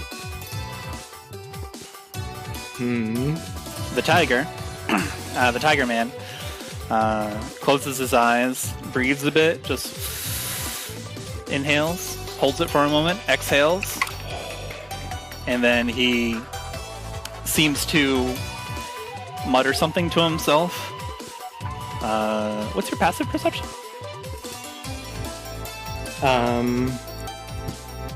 That should be... It should be 13. Okay, your excellent lookout skills allow you to hear this tiger man as he takes the watermelon slicer and puts it over his shoulder. He's just resting it. He mutters to himself, "Ancestors guide me," with his eyes closed. He appears to be taking his time. What would you like to do? With him. Interesting. Twig is just gonna steady his aim again, and then look through the crowd, look for King, just point at him and nod. Alright. King smiles. He folds his arms comfortably, and wordlessly, you get the idea he's giving off the aura of, "Show me what you got, Twig." He's looking on, just proud. Go ahead. 3! The tiger man's eyes flare open, and he brings his watermelon slicer down.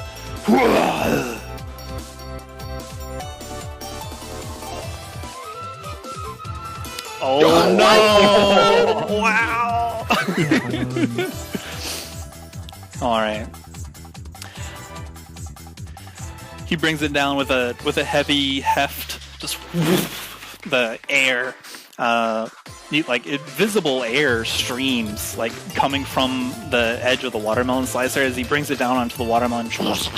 It makes this splorch sound.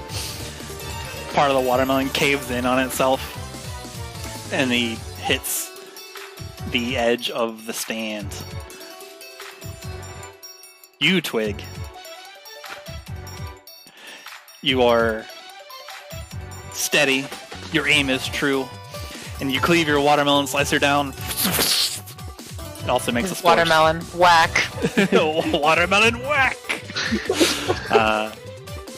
It also makes a splorch sound, and you make a cut similar to before, where it's just on the other side, and you cleave maybe 2/3 of the watermelon away, and doesn't quite go through the center, but just clunks handily into the stand. There's a silence in the crowd as the muscle-bound orc inspects the watermelons and their cut technique. The tiger wrenches his slicer out, then whips it out, or whips it at its side to get the watermelon junk off of it. Gestures proudly towards his watermelon. We have a winner! He looks between the Tiger Man and you, Twig. Would you like to know who it is? I will tell you. He stands between you all. Or, it's not between you all. It stands between you and the Tiger Man. Twig, you feel this strong, muscle, bronze skin orc grab your wrist. Victor! You hoist your hand high in the sky. You're like forced to go on tippy toes for a bit, or tippy talons. The crowd screams, hoots, hollers. Everyone is clapping. Oh! There's like party poppers and streamers going everywhere. You can hear like party horns. You look towards King. He's got a very, very proud nod on his, going on. I use prestidigitation to create like some sparks, little flashes and sparks of color around Twig. Fireworks go off.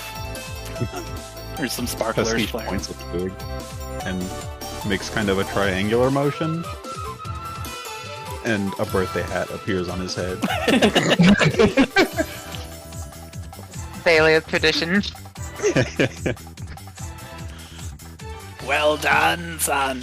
You and your team are the victors of one blade, two halves. The Tiger Man just kind of like sulks off. Jumps the last two of the stairs. Twig puts both his arms in the air and opens his mouth, but the only sound that comes out is the noise of the crowd cheering from earlier. The orc gestures to you. Behold! Twig! Pastiche! Chuman! The Bakir!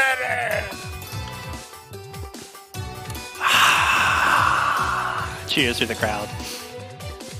Makayla kind of like puts her hand on both of Pastiche and Chuman's back. It's like gestures like get onto the stage.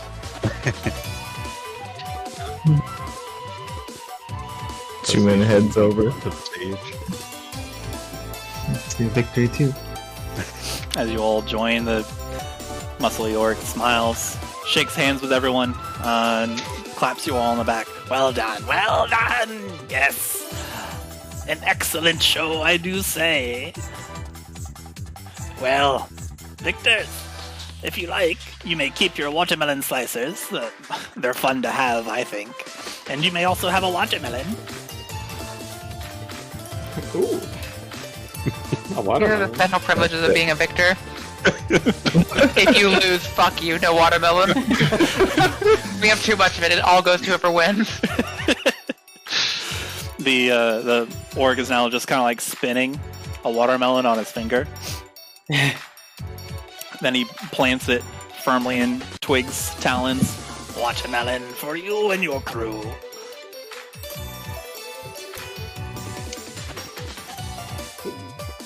Twig just offers it to Pastiche and Chuman. Well, would either of you want some? I'd say we celebrate it tonight. Why not? I like the sound of that. Twig is going to stow it in his backpack. You now have a watermelon in your inventory. Good. You now have watermelon juice all over your magic items. Good. Good. It'll make them more powerful. The muscly orc also, strokes his beard, looks over to the barker, says, "Ah, yes." Then also hands each of you, Pastiche, Twig, and Chuman, a small purse, little purse satchel. It jingles when you receive it. Also, we are offering a monetary prize this year, courtesy of Zonroad. 20 gold you shall find in each of those pouches. Well done, congratulations.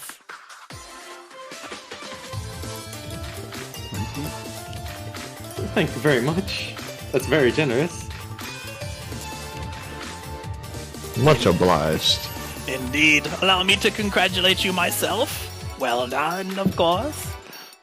Now, if you'll excuse me, we'll have to clean up all this watermelon gore off the stage, I think.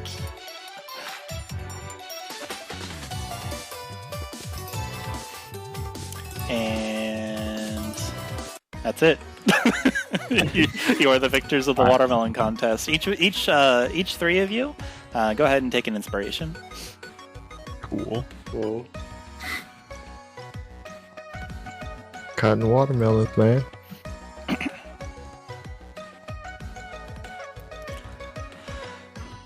The commotion dies down. Everyone cheering and clapping goes about and resumes their fair business. And you all return with your group, cheering. King comes over and praises you. Claps you on the shoulder. Well done, Twig.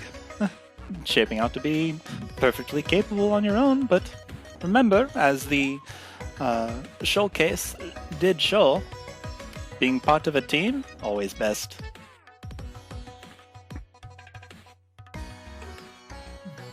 Twig just nods and says, "Well, I couldn't have done it without your support." Indeed, you have your own power, that is true, but when you have the power of many people around you, your power grows. It's too true, my friend. Make sure you take care of yourself out here. Indeed, I will. I have my own power, of course. You certainly do. King nods, looks around. What would you guys like to do? Well, I'd say to Team Bakir, perhaps that name was more fitting than I initially thought. How could you ever doubt us? I look you dead in your eyes.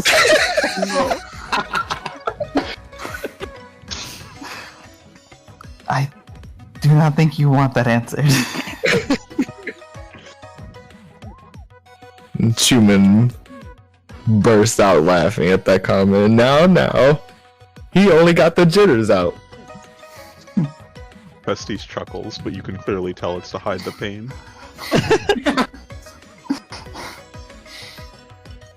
It's okay, friend. Hands were clearly made for the brush, not watermelon slicing. Thank you. Twig is just staring inside the backpack at the watermelon, and he looks up to the rest of the group and says, "Are you supposed to eat these with the skin?" With or without the crust?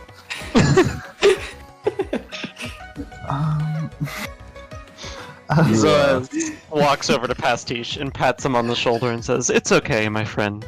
I mean, you know Kenku after all." Twig, you're supposed to slice them open and eat the inside. Oh, that makes sense. After all, it was watermelon slicing. Do you think that's how this tradition got started? To teach people how to eat them?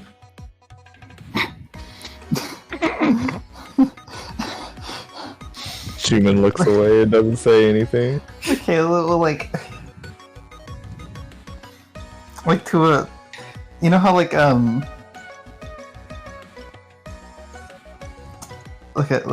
parent who doesn't want to like let their kid like shadow the dude, like, oh, maybe that could have been how they. Who's to say, really? Yeah, who's to say? Perhaps it could have been. No.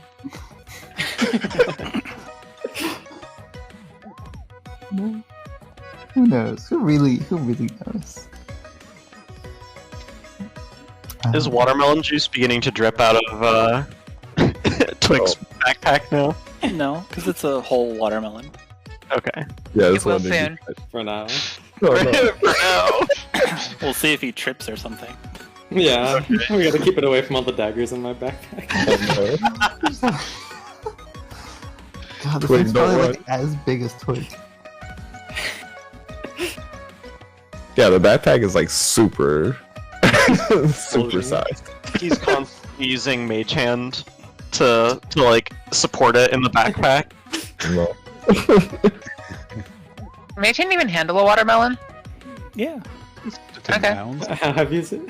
Yeah. it weighs about a watermelon. I understand. That is my usual unit of measurement, actually. Thank you. Yeah. In California.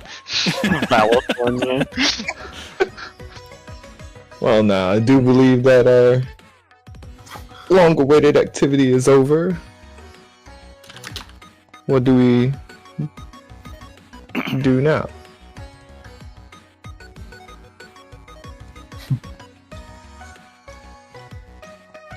Well, I do believe Zoaz looks up at the sky, checks the time. Like, well, we have a bit of time until we have our appointment at the docks. Though it may not hurt to begin making our way over there. Wait, we had an appointment at the docks. You're not there. To meet Someone player had an knowledge, appointment we at were dock. meeting Denoto at the docks. Right. Yes, I only- someone. Huh? Go ahead. No, they were just like, oh yes, the criminals. We're meeting there. Uh-huh. But yeah. We have our appointment at the docks, and may be wise to begin heading over there. Yeah, how much time has like passed Several hours. during the day? You have maybe a few hours before your appointment. It's getting in. It's getting. The sun is past its zenith. After all the excitement, moving through the fairgrounds, losing track of time, gaining track of time, as you all like shuffle around through the fair as well. After the watermelon contest, we can fast forward to it being time if you like, or you can play You more. want to try to find Azalea? Or you can play more games, or you can find Xalia. I mean, I think Twig is 4 for 4. The chosen one. Yeah, actually chosen.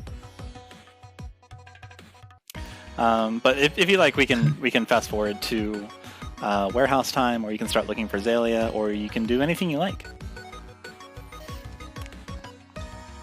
Alright, we're gonna overthrow the government.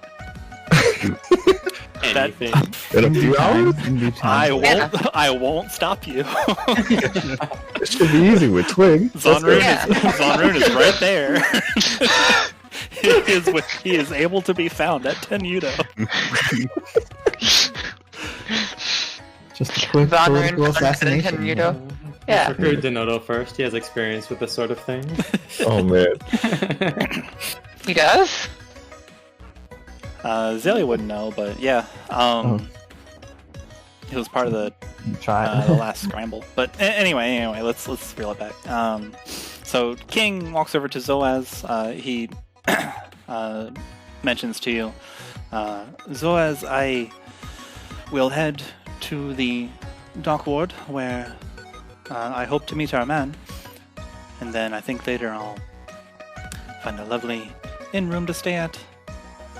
And we'll work on tomorrow. Perhaps customs shall release him and our cargo by the morrow.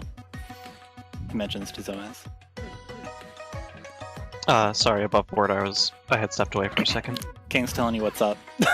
Okay. He'll see you tomorrow, is what it sums up to. Well, I shall look forward to that. Sorry.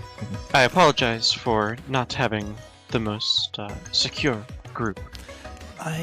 It is fine, but we do need to get going. Time, perhaps we're not on an urgent mission, but we do need to get back as soon as the Doomstriders here release our cargo and friend. We must be leaving with or without a group. Indeed. Well, we shall discuss this more tomorrow. I currently have some business to attend to. Indeed. Enjoy the fair. And everyone, enjoy the fair. Twig, you know what I'm going to say. Mm-hmm. Yes, I know. Don't worry. Everyone, allow me to impose upon you. Please take care of my friend Twig here. And Of course.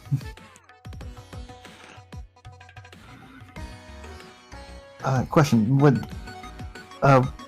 was he saying what he just said to Zoaz, like, fully out loud?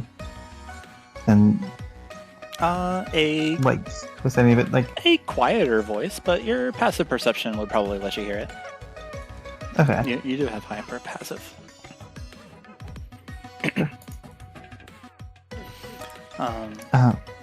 What? Sorry, what? You said something about releasing someone? Sorry, I don't think. Hello, what? You're talking to whom? Okay. Yeah, 1 second. Oh, I don't believe we've met, by the way. Ah. Sorry, Makayla.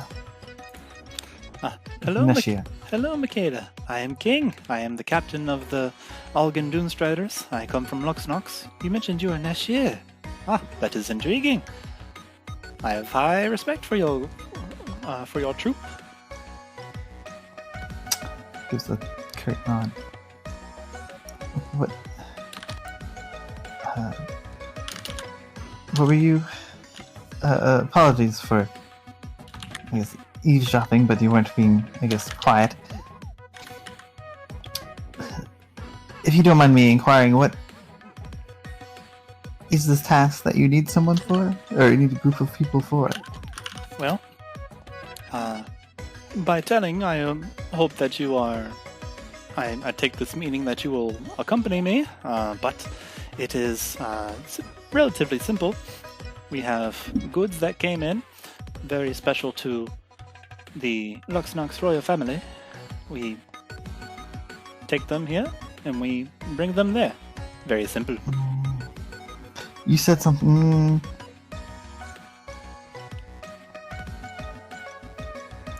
Okay.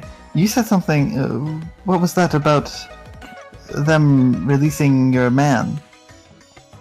Oh, he's going. I heard that, right? Yeah, see, he's not in any trouble. I hope anyway.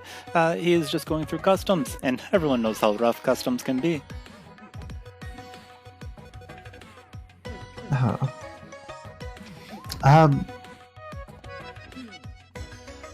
Can I insight check this person? Sure. What are you looking for? I guess. How? Like, is he? Would I be able to tell if he's like hiding anything about like what this task is? Okay. Sure. Roll insight. Just the reason why I asked you that is just, for me, insight checks are not just like LOL, he's lying to you. Yeah, I'm not thinking he's lying. I think he's like hiding information. So Okay. I mean, asking for more like a follow up question. Is Yeah, there's definitely more to this mission than he's letting on. He's leaving out the details of what the cargo is. He's leaving out the details of why he would, be through customs a little longer than what would be expected. He's not. I mean, the details have not been explained why Algan royalty wants it.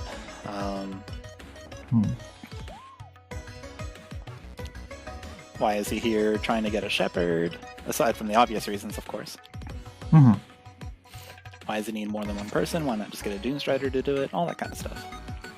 Yeah. Well, As you think back to what has been explained and what you have heard, that is what you get.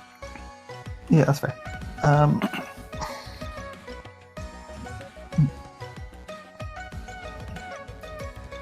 Oh, Well,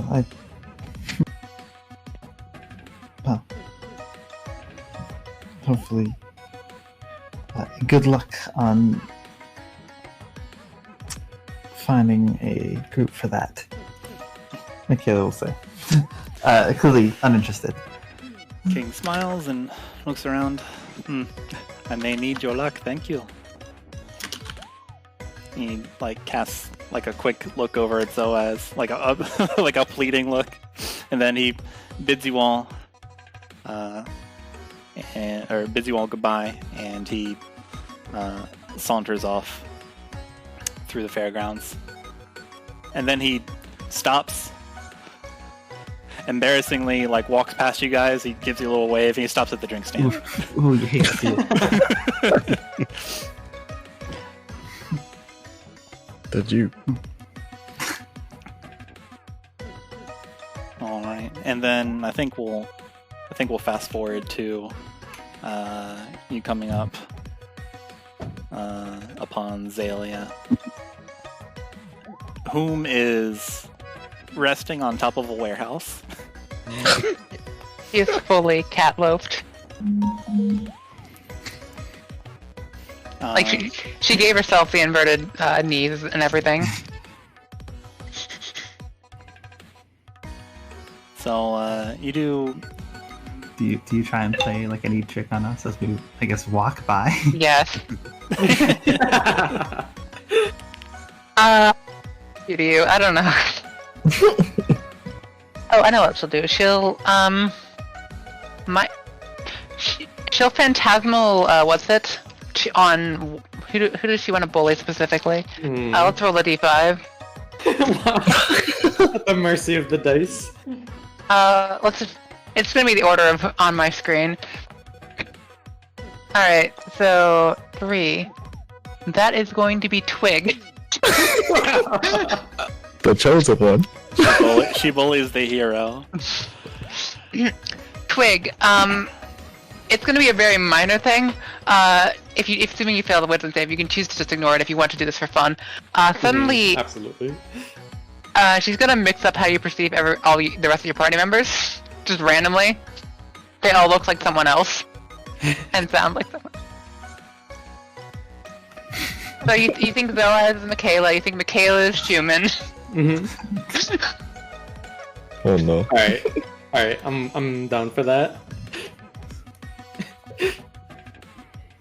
Oh, This is a bad idea. sorry, let me interrupt super quick. So go ahead and mark your hold person off if you haven't already. Oh, like that I used it? Yeah, you held it for a Okay. bit and then it fizzled. Cool. Done and done.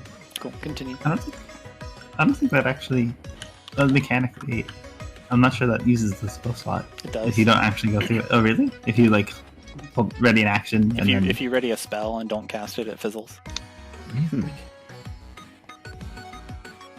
Good to know. But continue, Twig.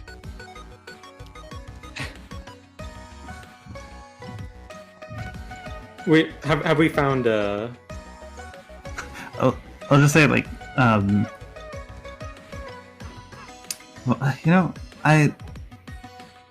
did any of you know where Xalia went off to? Well, I haven't seen her. Twig turns towards Chuman and says, Makayla, have you seen her?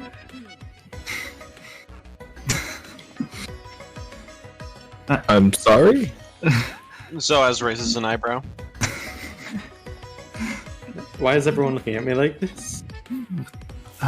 I'm the one who asked the question. Well, And of course, I know that. Chuman, are you I'm feeling over alright? here. I assume you're like looking at me now. Yeah. Are you okay? Is that watermelon too heavy for you? I believe Well- Twig has swung one too many times today. It's certainly not light, but I can handle it. Let's just keep going. We'll find Xalia eventually. You can all make a perception check to hear snickering.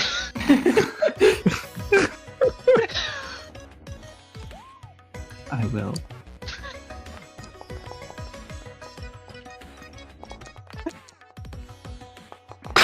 Of course. Everybody. you all. Sorry, go ahead. He's Xalia. not snickering very loud because she doesn't really talk, but it's like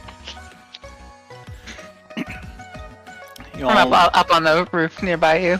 you all look up at the top of the warehouse and you see a vaguely tabaxi individual peering down at you.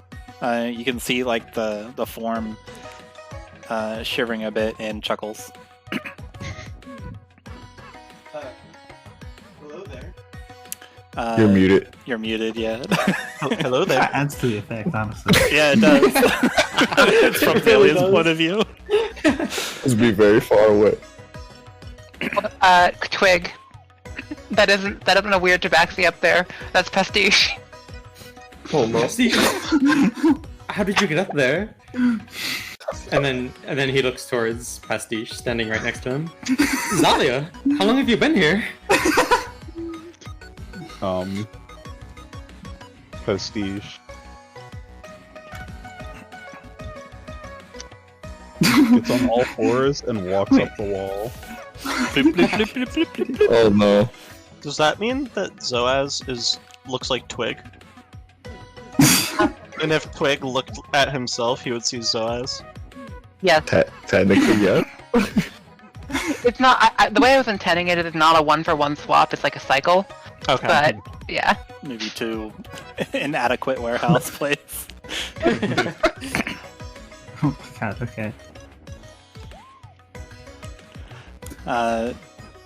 Xalia, Pastiche jaunts up the side of this warehouse. I'm just smiling and wave at him. Huh? Just wave. It is now perhaps evening time. The sun is setting. It's maybe like 6, 7 o'clock. Around time for whatever you were planning on doing here. Chuman just chuckles, figuring out what is going on with Twig after seeing Xalia on the roof. I guess even the chosen one gets their handful of prank. Around the So corner, you what are can you see talking about? as this conversation exchanges and Twig questions. Around the corner, you can see a gold dragonborn kind of strut into view, and a small envelope in his hand. A Twig who sees juice. What are you using to cause this? Phantasmal Force. Okay, I'm not you doing any damage. I'm just fucking with his perception. I get it. Zoaz spots Denoto and sternly begins walking over.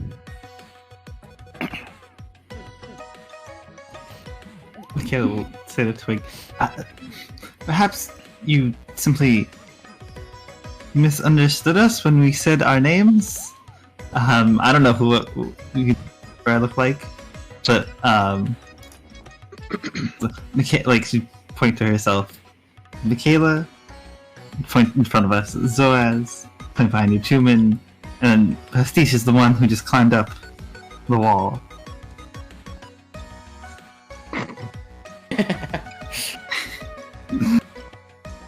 So you're saying Pastiche is the one on the wall over there, as Twig points to Xalia. That is correct, my friend. Okay. Yes.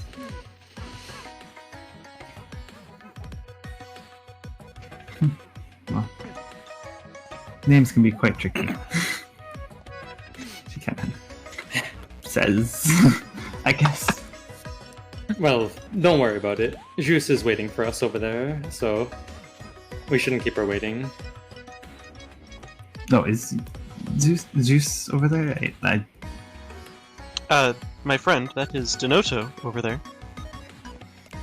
Denoto looks up, hearing his name. Look of recognition spreads over his face. Oh, howdy, y'all! Hello, Denoto. Hello yourselves, Zoaz. What brings you to this part, sir? Well, shoot, the whole gang's here. Indeed. Well, aside from us having an appointment at Juice's atelier that you did not, what's the word? That you did not Fulfill. We have some words to have, or my friend Makayla here would like to have some words with you. Oh, well, sure. We can have some words over a drink. A drink, I think. I got. Well, it sure is fortuitous that you guys would show up here. Are you sure you didn't? Are you the ones that gave me this letter and asking me to meet you here? He holds out just a white envelope with a wax seal. No, I did not send it. I do not believe we were. And... Sure should actually last pretty long.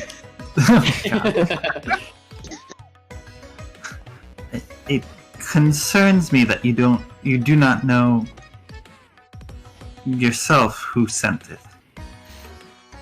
Well, it says come here for a good time. Happy birthday. So well, shoot, who am I to pass up a good time?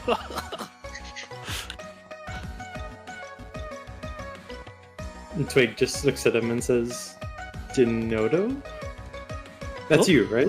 Yeah. You darn tootin', that's me, Denoto Steel. And he pounds his chest with a fist before noticing an illusion of whom? Which one?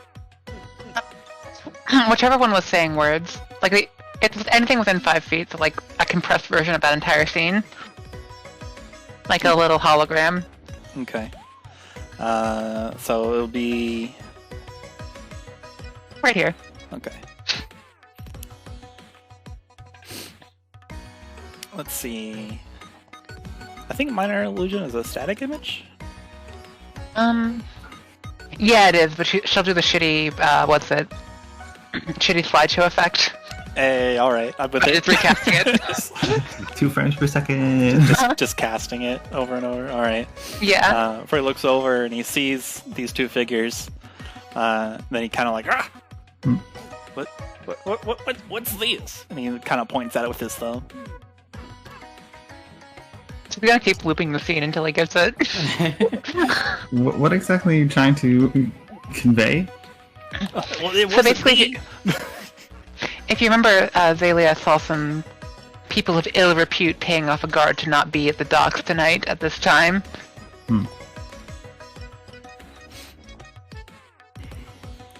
I believe that may be our friend Xalia. After a few cycles, she's gonna put a giant green checkmark on it with the words "correct," "true" afterwards. Well, I say you're right. If this is any indication, Xalia, are you around here? Come on out. I'll, like, climb over here and lean over the edge. Oh, there you are. What's this? And he kind of like jabs a pointer finger to it. I believe it's a message, and so it's effectively just saying like they bribed a guard to not be here, right? And that's effectively what you're trying to convey. That and also like the general ill repute of the entire scene. Okay. Donato looks at it. He's like, well, I instantly do like a perception or try and like look around to look if anyone's there or if there is literally no one around. You know, like try and notice the lack of people. make a perception check. And I realize we're on the wrong thing, so here we are, some Docs music. You look around, you don't see anybody. Which is to say, you don't see anyone. There are no Doomstriders, there are no workers. This section appears to be empty. Of course, beside you. Yeah. Festival or not, the dock should not be this empty in the middle of the day. Donato adjusts his hat. Well, are you saying you saw these people? Is that how you're able to produce this? He's got the whistle. He points at the true correct. Well, Detective Xalia on the case. Well, I know these people. I don't think they's as bad as you're making them out to be, Xalia. You just seemed like you. Oh, you know those people in the image? Yeah, this one's Rang, and that one here is Tedmos. And he gestures towards the goblin figure, the short figure, and like the tall figure. Huh? I didn't notice one was a goblin. Oh, well, oops. There's a short one and a tall one. There's a short one and a tall one. And Janetta somehow gleans that from now on. Oops. Screwed the whole thing up. Oh well. Donato is an insightful guy. He is an insightful guy. He has high insight. He could probably recognize the voices, honestly. That's what he recognizes, indeed. High five. We did it. Continuity restored. I knows them from their voices. I recognize that voice anywhere. They're saying they trying to get me? Bailey like kind of shrugs and just points at it. Well, I guess they could be. Oh, well, that don't make sense. They said no hard feelings. How do you know these people? Well, they's is some sparkers, you know. They used to work for me back when I was printing it up, you see, and well, yes, before you were exiled. Look, you need to calm down, my lady. How did you know that for first off? And second off, you said that entirely too loud. He looks around. There's no one around here.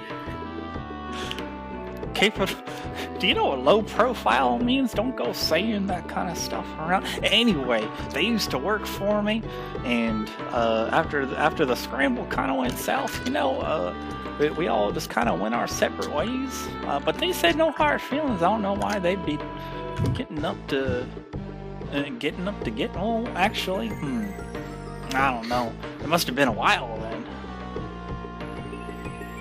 If that's the case, well, you think these is the one that sent me this letter? I mean, The word changes to probably. I mean, shrug. But He looks over at the warehouse. It's the number that It He sure was seems invited to- convenient. Well, he sniffs. Well, if that's the case, I ain't gonna run from nothing, much less some old friends. If they got something to say to me, they can say it, right?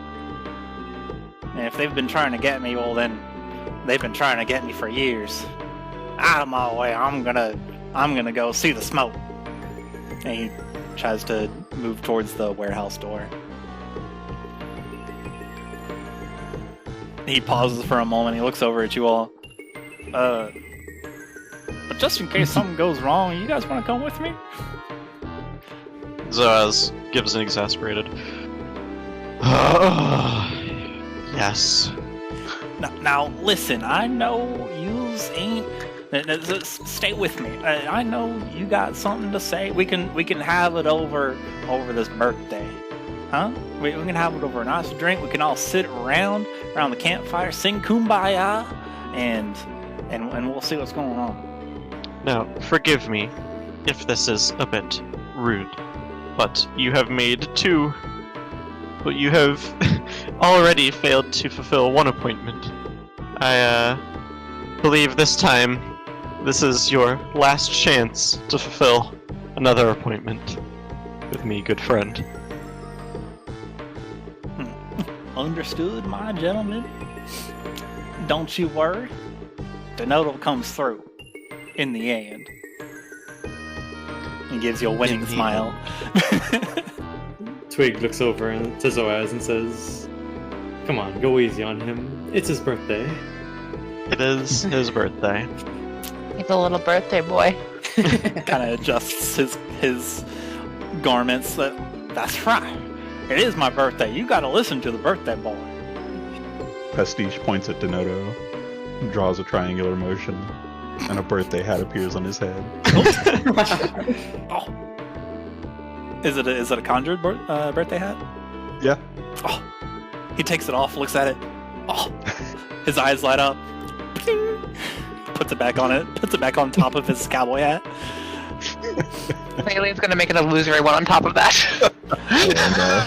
Denoto's power grows.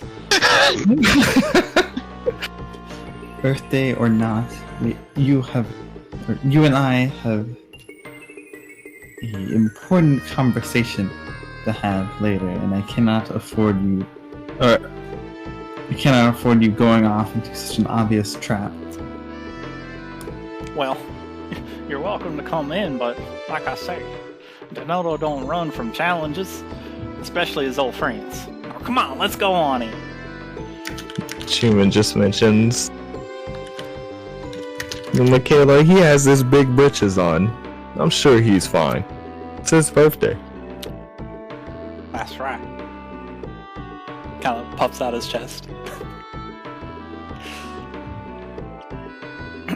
So Denoto opens the warehouse doors, and what you notice at first is that upon opening the warehouse doors, it is dark. The only light that is in this warehouse is a spotlight shining down to illuminate a lovely birthday cake.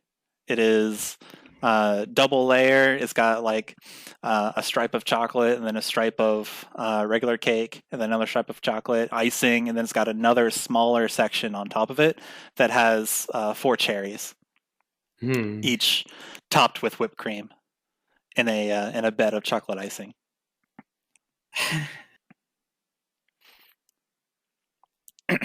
Denoto looks delicious. Well, I think that's the prize there. Looks around. Well, I'm gonna step in. And he walks in. He walks in. There's a tentative. Hello.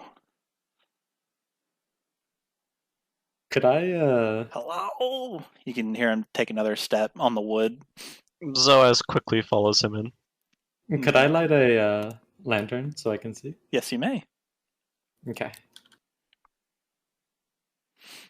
Chuman has his hand on his bow, somewhat ready. Can't see nothing in here. Can you? Man. Everything's purple. What? Yeah, you gotta be careful with the. Hey, that's a whole yeah. template. Gotcha. Yeah. Let me. Please measure The chosen one. Okay, let me turn a lantern on. There you go. Oh, thank you. Can't see nothing in here. Does anybody got a light? That's what it is. Oh, you sure is ready, ain't you? He takes another step forward. Hello? Rang? Daedalus?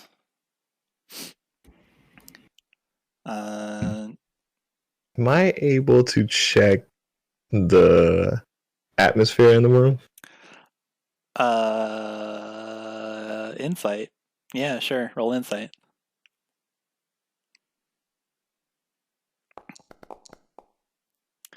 The air is still. In the lamplight, you can see just like a couple dust motes floating through the warehouse. Looks like there's many barrels and crates in here. It's not like it's not used. It's not empty by any means. There is a certain, like, you get a certain tenseness, whether it be radiating from Denoto or from the warehouse itself, you're not sure. You can't hear anything, correct? Completely quiet. The only thing you can hear is Denoto on the just periodically asking hello, and his wooden step, or everyone's wooden steps on the warehouse. Okay. I'm gonna inch closer to Makayla and just mention, ready your blade. Yeah, Makayla's, her grip tightens on her staff And two of you and nods. two of you find that Xalia and Pastiche have successfully extricated themselves from the roof of the warehouse. Climbing practice.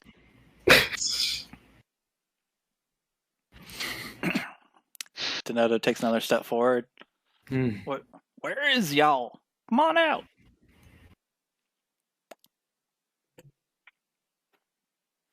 Looks back at Twig, and Zoaz shrugs. Zoaz is going to step in front of Denoto. Okay. Let's see here. You've got a million miles of dark vision. Twig's got a lantern.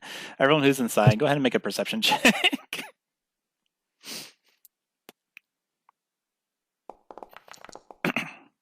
Not bad. Oh no. I thought that You say. the way that that blue and black dice came onto my screen, I thought that was like a large token. Like, just That'd be really flying. good. I was like, what the? Okay. You guys look around. Zoaz and Twig, this warehouse is pretty dank overall. There's the dust hanging in the air. It smells of the wharf and wood.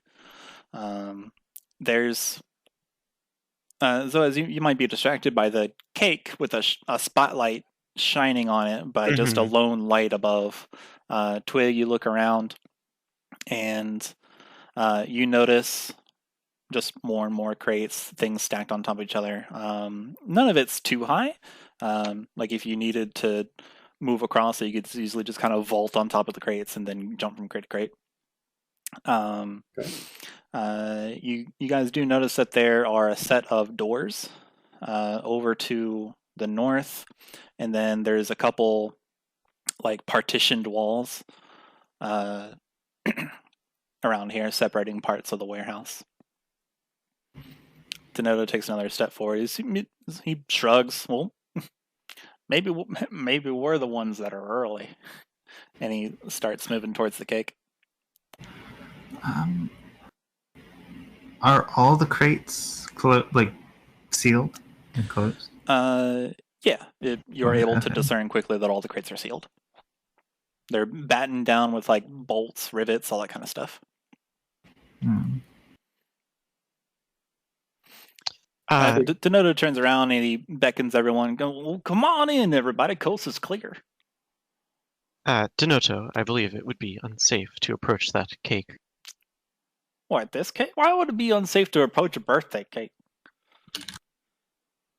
Because this is clearly a trap laid for you specifically on your birthday. This is clearly a cake. I don't know what you're talking about.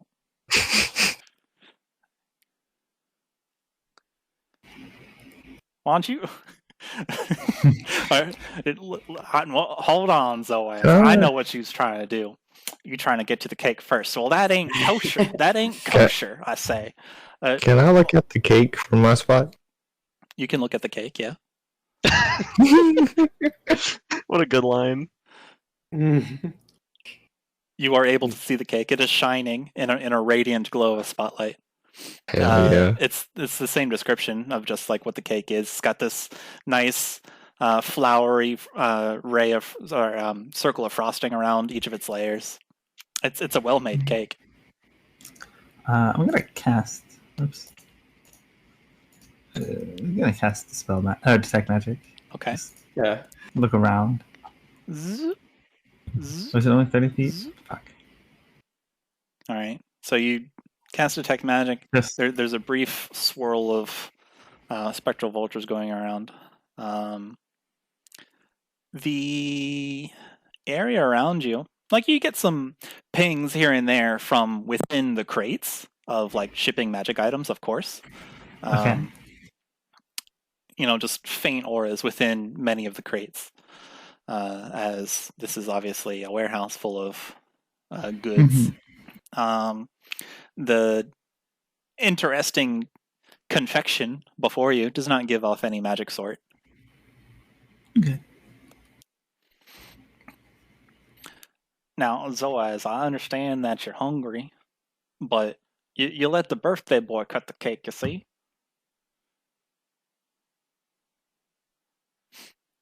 And he takes a step towards the cake, and he spots like this little cake cutting kniffy on the table. He picks it up, and that's what I aim to do. Wheezes early, that's fine. I'm gonna cut the cake. And then he goes to insert the knife in the cake, and he cuts a piece. Just whoop, whoop, just a perfect triangle. Cuts it out, and he looks around for a plate. Oh, there ain't no plates. Well, He's got a minor illusion of plate, like here, like a stack of plates. I suddenly see a stack of plates. I'm gonna go grab a plate, and then he goes and turns to grab a plate. As he does, the cake starts emanating black smoke. Just it starts rising from it, and you all watch as the smoke turns and twists and coalesces into a form. It is large, big, and the form has 4 legs. This dark, this dark form elongates into a neck, and then it elongates into 2 extremities protruding from its back. And before you see where'd it go? There it is. A big old dragon. What? Okay. It flaps its wings and roars. Not magic, by the way. Not magic. It roars this mighty roar just like that. I recognize that token. Same. Oh, see ya, Denoto. Yeah, bye. And I need everybody to roll 2 things. Uh-oh. I need a wisdom saving throw from everyone. Gaming. Not gaming. Less gaming. Not That's gaming. my game. Hold on. I'm scared to roll now. I am, that gave me Wisdom confidence. game. Do it, hero. Do it, hero. I am checking something. Hunter's intuition does not apply to saving throws, correct? No, it does not. Okay. Wait. Oh, okay. Oh, I'm gonna roll Denoto saving throw. Hold on. Okay, cool. Oh, wait. Do Rangers not have, like... Oh, they get proficiency in dex saving throws. Yeah, that makes sense. Yeah. He got a 7. Oops. All right. Okay, Makayla. It's time to go. Let's see. So is that everybody? All right. And then you are all everyone. Let's see here. That did not roll a 20 something. So everyone else rolled single-digit numbers. So that's below the DC. Zoaz and Makayla, you were not frightened. Everyone else is frightened. Oh, boy. As this creature roars its mighty roar. Roll initiative. Everyone assume the. Assume the position. Assume the position. Oh boy.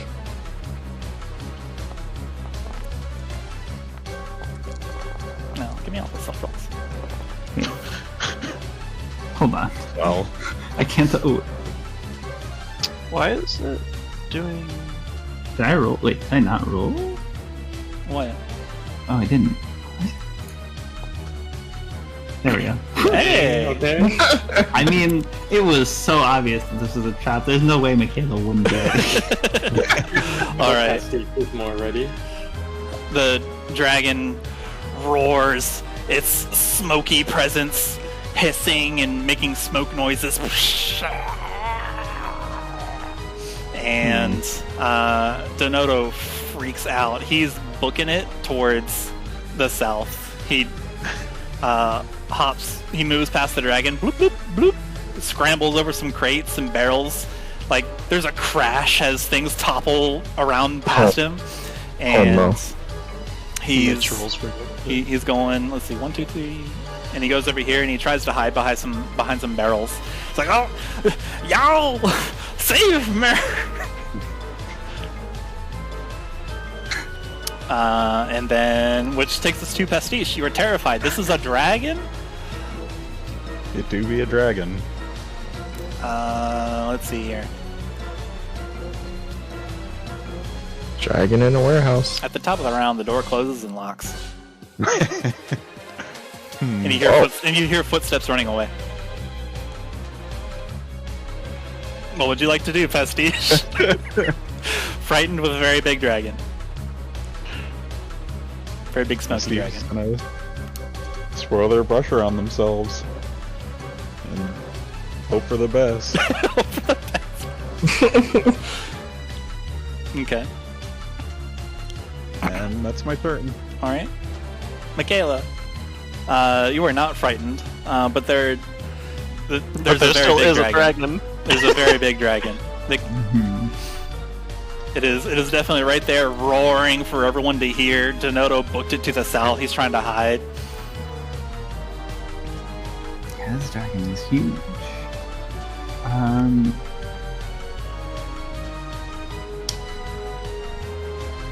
Alright, well. This is actually kind of annoying. Oh, got a shillelagh. Really, don't hit things if I don't do this, because I don't have any strength. Oh no. Yeah, and so let's see. Beyond that, I can help, don't worry. Oh, poor Twig. I'm fine. Twig's gonna be fine! I'm the chosen. Oh, one. you or literally just called that. Okay. shit, yeah, okay, I'll be quick. So are there like actual boxes? Are these like passable terrain, or is it? Yeah, it's just, passable. Okay. Only like when it gets super high, like when it visually stacks like 2 or more boxes, it becomes difficult. Sure. Okay. Alright, then cool. Then yeah, Makayla will like dash up, go onto these crates, and try and attack with shillelagh. Okay, go for it.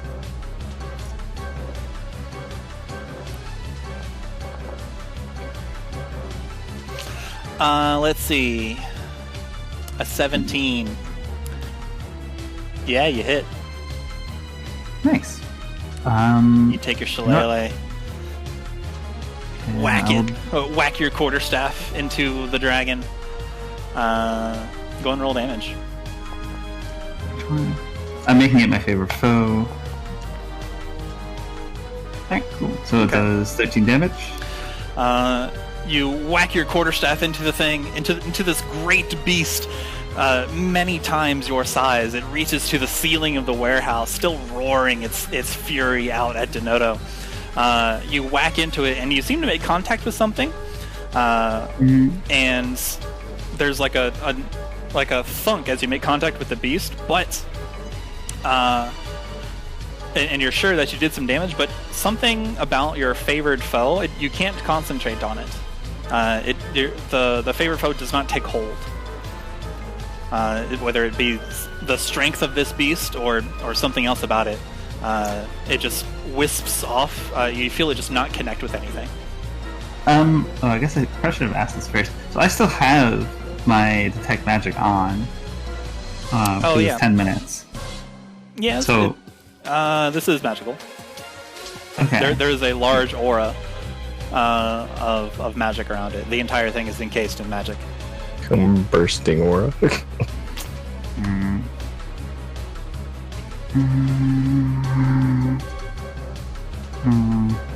mean, it's not really. I can like. Interesting. Well, either way, let's keep smacking it. Hang on. So just do regular. I just reread Detect Magic. You also learned the school. It is illusion magic. Okay. Oh, it is illusion. Yeah. It is. Sorry. It is not saying that it is an illusion. It is encased in an aura of illusion type magic. Illusion magic. Yeah. Okay. Fair enough. I mean, it's doing like. I'm the making fear. sure to choose my words. Yeah. Fair enough. Fair enough. No, it's like the fear aura that it's doing. I imagine. Either way, it's just another attack, just a regular attack roll. But since it's still using the weapon, it's still technically Shillelagh. I looked this up. That's how it works. Okay. Nice. It's still, yeah. All right. Bonk. Does a 15 hit? A 15. It's when you go to strike at it this time, it lifts its leg in such a manner that it misses.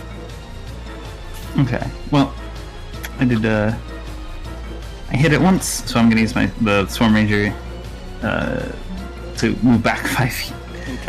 Okay. And like as I hit it, like that's like a retreating strike. Yep. Just the body will come up. All right, Mitch. What's Mitch doing? If that is What is it? Oh, is Well, that it is, what it bitch. Okay. Yeah. That's, Outside.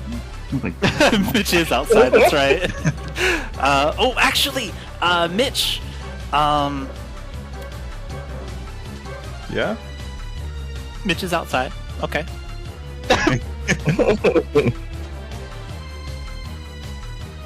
And that is where Mitch will stay. Go, Mitch! You can do it, Mitch! Is it? So does that- let me reread Find Familiar. Open the door, bitch!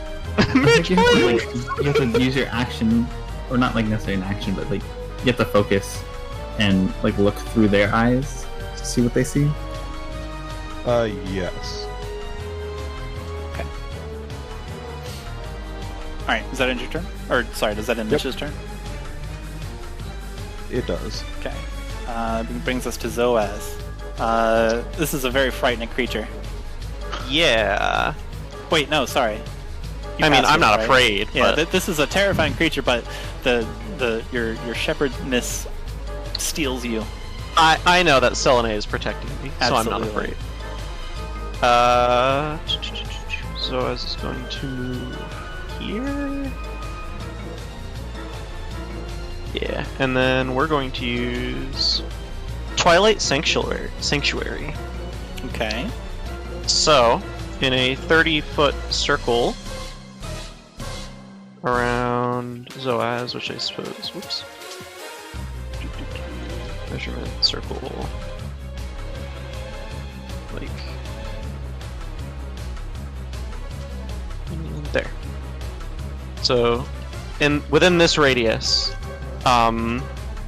the light gets any like dark areas of the room just brighten a bit. with like a very soothing, sort of calming evening light. Okay. And when you end your turns, I get to do cool stuff. Though nothing for right now. As a bonus action, Zoaz is going to shout, Selune, grant me your sword! And cast Spiritual Weapon, where he was standing, right there. Cool. Which is going to make an attack against the dragon. Yo. Oh, I have you a. Oh, nice. Unfortunately, I don't think the attack hits. You don't know that. You don't know that. You're right. Does the attack hit? No. Unlucky. It goes, the mystical showdown goes towards one of the wings and tries to cleave at it, but it seems to miss. It like moves its wings out of the way. And that will be Zoaz's turn. Okay, Xalia. Big dragon, oh no, you are frightened. Well, not anymore, because Zoaz. That's only at the end of your turn. Oh, okay. Yeah, we're still frightened temporarily. Then she's just gonna just go out the door. Door's locked. You jiggle it. Door's stuck! Not the door. Let's see. Let's see how scared she is. Okay, she's not that scared. She pulls herself together. If I failed that, I was gonna burning hands the door. Let's see. What is she gonna do? She's just gonna get, and she's gonna, after jiggling the door a little bit, she's gonna hide over here, curl up, and make herself small. Okay. Make a stealth check. Does that end your turn? Yep. Okay. Sorry, I was clicking. Hold on. You dive between some crates, trying to hide yourself. You look around. The crates are heavy, they're difficult to move, but sure. Twig, big dragon. This is a big dragon. Big dragon, small Kenku. Not small. True. Big dragon, chosen one. Oh, and then Chosen Xalia is no one. longer frightened. Yes. Twig is just going to stand his ground and use the dodge action, Okay. and that will be it. Chuman, big dragon, very scary. And then Twig, you're no Shoot. longer frightened. Chuman, I am currently fighting, correct? Yes. Yes. Yeah. Yeah, so you can't move. You can't willingly move closer, and attacks and abilities checks have disadvantage. Right. Chuman is going to try and hide right over here. Okay. Stealth check.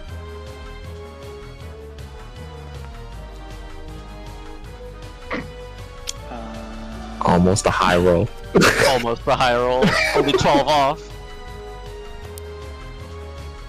Alright. Is that your turn? Yes. Okay, the dragon's gonna stomp off. That's its roar. And going to lumber towards Denoto. Could I make an opportunity attack there? You may. I'll booming blade then. Yo, booming blade with the warcaster action. Oh yeah. Let's The boom go. of the blades. Go for it. Oh, I forgot to replace that. Oh wait, how does that work? Since Pastiche went before Zoaz, that means that he wouldn't be unfrightened, correct? Right. Yes. Nope. Okay. Sorry, Pastiche. Pastiche is still scared. Okay. Oh, let's go! You managed to connect with something. The beast purportedly. Hmm? You mean the dragon? Yeah.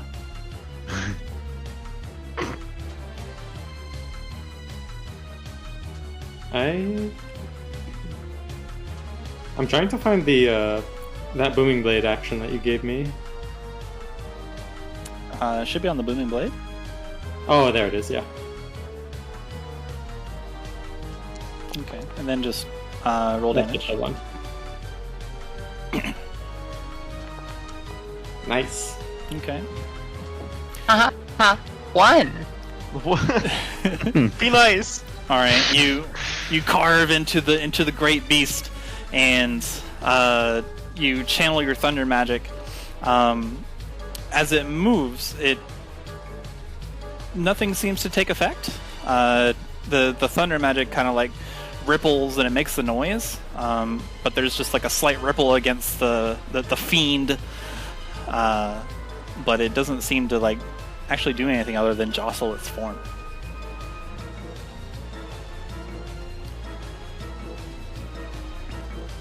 Not quite what you're used to.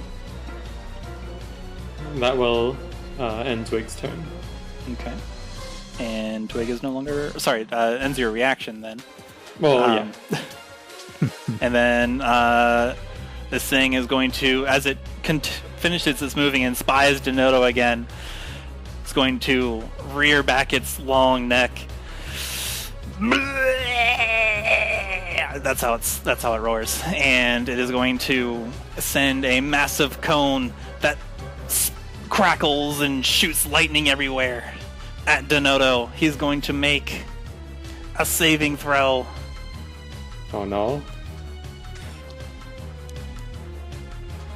As soon as I find out if I coded a saving throw correctly, yes, it does. He's going to make a saving throw. Let's go. Dang. Oh. Come on. It's okay. Use- Denoto's okay, there we go. birthday. Denoto makes a saving throw as he tries to dodge out of the way of It's the dragon. Denoto's birthday. It's his birthday. The birthday boy. he holds onto his hat and he tries to lurch out of the way. It still hits him, and he takes half damage. Let's find out what the damage is. Oh my. Whoa. It is a big ouch. Denoto holds his head and yelps as he takes a bunch of psychic damage. Ah. Ow. 78. That is big migraine. And he is not happy. Obviously. Denoto Whoosh. retreats more into the corner. He's trying to hide amid the boxes. Oh, no. He's like, help me, big beast. They said they was gonna get me. I'm sorry. I'm sorry for everything, y'all. Pastiche, this is your turn. You are scared. But he's still trembling. He's going to crawl up the wall and onto the ceiling. Okay. Yeah? Yeah. You just saw him blast his brain. You are maybe 30 feet in the air. This is a big warehouse. Cool. Huh. And from here, swipe his brush wildly at this big dragon. Okay. You sound like you're gonna cry. Yeah. Yeah. Big Is it dragon, a thing? scary. Let's I mean- see. Not for long. Well, man, he's had to look at him for a while. Of course he's scared. Okay. It succeeds on your saving throw. I see. You hurl the bubble of acid, and it splashes. But unfortunately, like what you're used to, it like splashing across a form. It just the bubble vanishes.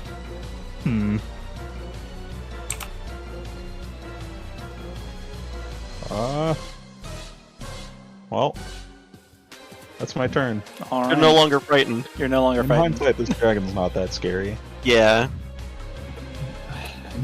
In hindsight.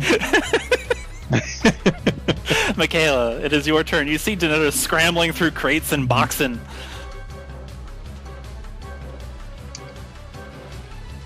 Clearly terrified out of his mind. When I look at this dragon and I see its magic, is the magic coming from the dragon, or is it like a trail to like a different source? Or There is no trail. The dragon is sheathed in this aura, Okay. almost as if it's protruding, exerting this magic. Yeah. You guys look around and you do notice the cake is still there, Mm-hmm. which is curious because it seemed to turn into the cake, or the cake seemed to turn into it. Dragon cake. Dragon cake. I'm writing that down. Don't mind me. What would you like to do, Makayla? Just another day where Mason's tools would save the day. Anyway, I'm trying. You know what? Fine. For good measure, someone go and destroy that stupid cake, and she'll go up. This time with Zephyr. Well, whatever. I still want the advantage. The Zephyr strike, and start smacking. Okay. Go for it. Advantage. Why are you smacking the cake and not eating the cake? Would you want to eat Someone a cake? eat A that dragon cake so fast. Just rage, eat the cake. If only we had a barbarian. If you ate the dragon cake, would All that right, you make go. you a You go dragon to swing too? your shillelagh against the dragon. You seem to connect with something again, but it's not like you don't get a. You're not used to battling a giant dragon, and it seems to shrug off your blow. You might have hit a particularly armored part. Okay, well, I swing again with my Polar Master. Okay. This is not an advantage, this is regular, so... Okay. You swing the quarterstaff around and hit it with the butt, and Still nothing. unfortunately, it seems like your staff dips into the dragon as if it's absorbing your blow, and then you take it back out, doing no damage.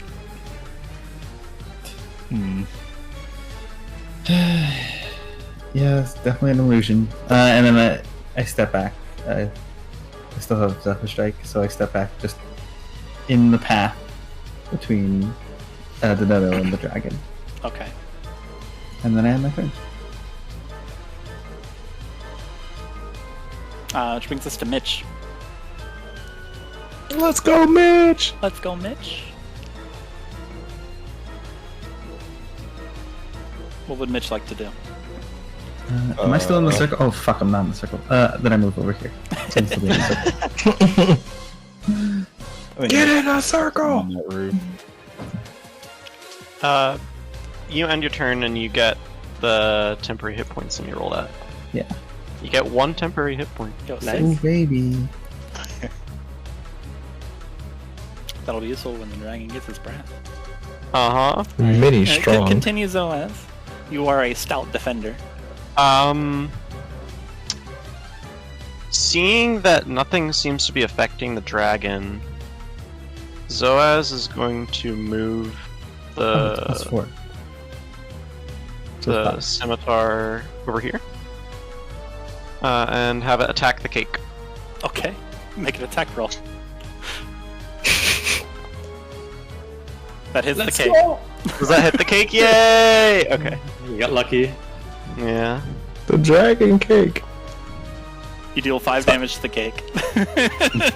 As the Shodel carves in, it delicately cuts a slice of cake.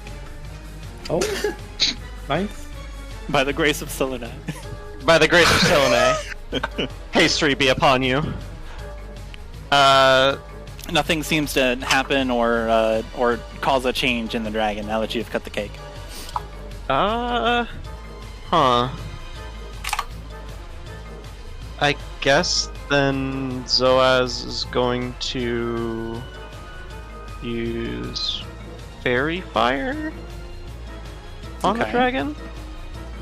Or Okay. here? So if you So if you eat the cake, does that mean that you are Does that part mean I dragon? become dragon? Yeah. Yeah. There's only But, one way to yeah. find out. There's alright. there's Dargan. It succeeds on your saving throw. I see. So you cast your magic, attempting to wrap this dragon in your illuminating fire, but it seemed like you cast this magical net at it, hoping to wrap it up and light it up, but it seems like it doesn't take hold on anything. It just like casts the net and just keeps, like, you don't feel a connection with your magic like you normally do. And then Zoaz is going to move over, where was it? Here, I believe? And that moves the circle with him. Okay. I don't know how to do that, though. Yeah, there we go. Perfect. Alright, is that your turn? 1d4. Yes. 1d4?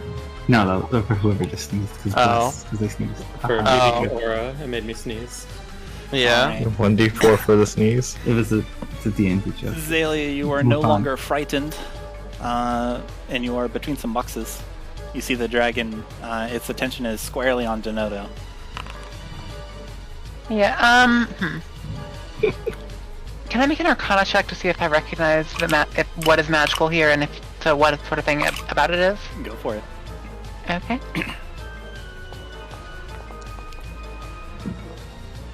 Okay, with all the efforts that your allies have attempted to assault this dragon with, and certain things not making connection, you do get the sense that there is definitely something magical afoot. Either the dragon has just like an anti-magic aura, but that doesn't seem quite correct because people are able to still cast their spells in general. It's just something is not taking hold on the dragon. It seems like it's not all there. And having studied your particular school of magic, being somewhat of an expert, you get the sense that that is very similar to what happens whenever someone tries to interact with your own magic. Okay. So it's confirmed it's kind of an illusion. Yes. Alright. He's gonna run up and start poking the cake. Okay. You don't need a roll to poke the cake, but all right. So you poke the cake, inspect it. It's definitely a confection. It tastes pretty good. You just swipe away some of the icing.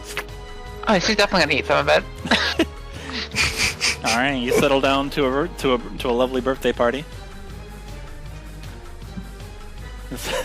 and then Twig, what would you like to do? Unless that does not end your turn.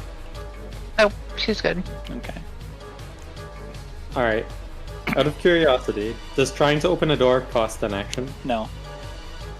Okay. In that case, Twig is going to dash to this door Okay. and see if he can open it. Go for it. Yeah, the door is not locked. You throw the door open dramatically, and you are met with more boxes. They're kind of like haphazardly stacked. The room is dark. Yo, more box. More box. There appears to be nothing in this room. Alright. Then he's gonna vault over the barrels and keep going to this door. All right. Expertly, Door number 2. expertly, you vault over the barrels using one hand as like a plant, and just whoop. You stand before this door. You notice it's already partially like just open, just a crack. You hear kind of something on the other side, and then you dramatically throw open the door, and you find two individuals, a goblin and a hobgoblin, crouched. They appear to be in a position where they would be looking through that crack. One of them has a sort of mechanical device in their hands. The other one has his hand on his chest as if he's preparing to like do something like with constrained vocal cords and such. They they look at you and with surprise.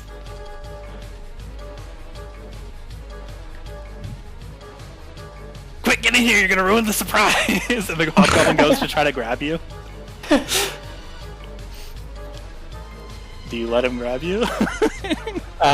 No, I do not let him grab me. Okay, we'll roll athletics or acrobatics.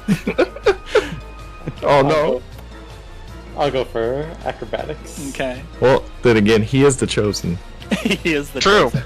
I'll never fail a check in my life. All right. The hobgoblin goes to grab you and like cover your beak and say, "No, come in." We've got him on the ropes, look. And then you just extricate yourself from his grasp, and the goblin appears to be manipulating some levers and buttons on this handheld device. So it's the goblin with the mechanical device, right? Yes. Okay. Let's go for a hideous laughter Okay. on that goblin. All right, the goblin What is a going to spell. make a wisdom saving throw. How does your hideous laughter go? Not very well. Oh. Unfortunately, unlike its player, Twig is not very funny. Or they could be laughing too hard at seeing a dragon. True. You try to break up this goblin's concentration with whatever device he's manipulating, with an amusing joke that would surely floor him, but he seems too focused to pay attention to you. Some crowds, you know. Some crowds. Twig has thrown open this door, and since he has the lantern, it is now for all to see.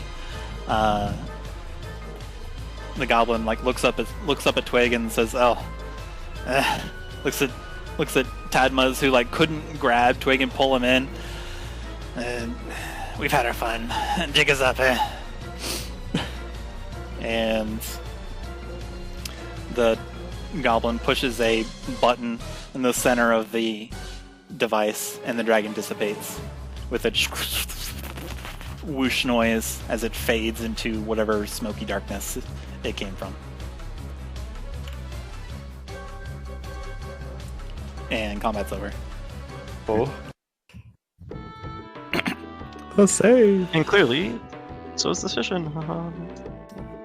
No. The goblin and the hobgoblin look up look up to the Kenku that is laid bare their ruse. They'll just kind of look sheepishly. We were just funning.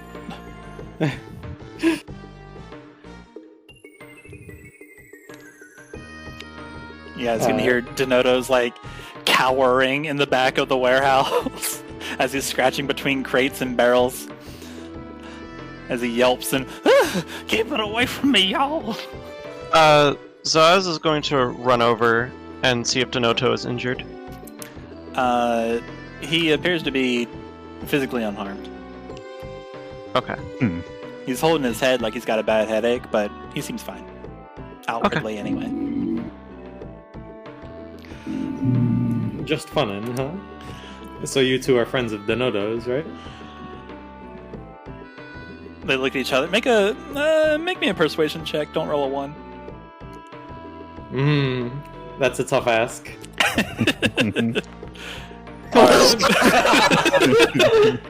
It's one face away.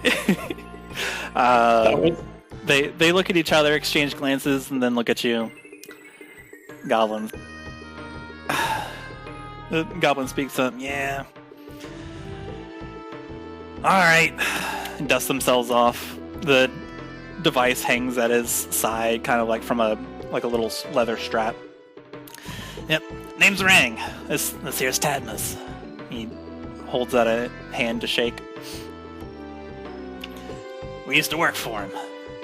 We figured we heard that he was back in town, and today, being of all days, we figured we'd throw a party for him. But we wanted to mess with him first.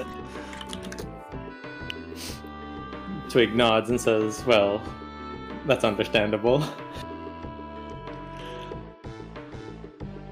And he shakes Rang's hand. Okay. Nod to each other. Rang adjusts his goggles and kind of like puts them on his forehead. You can see these small yellow beady eyes. Looks around, calls out, No, it's fine. It's just us, Rang, Tadma's, all works.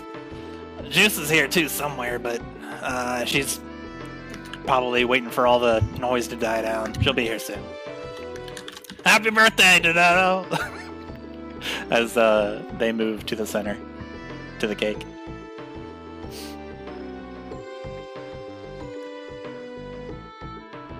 Donato kind of...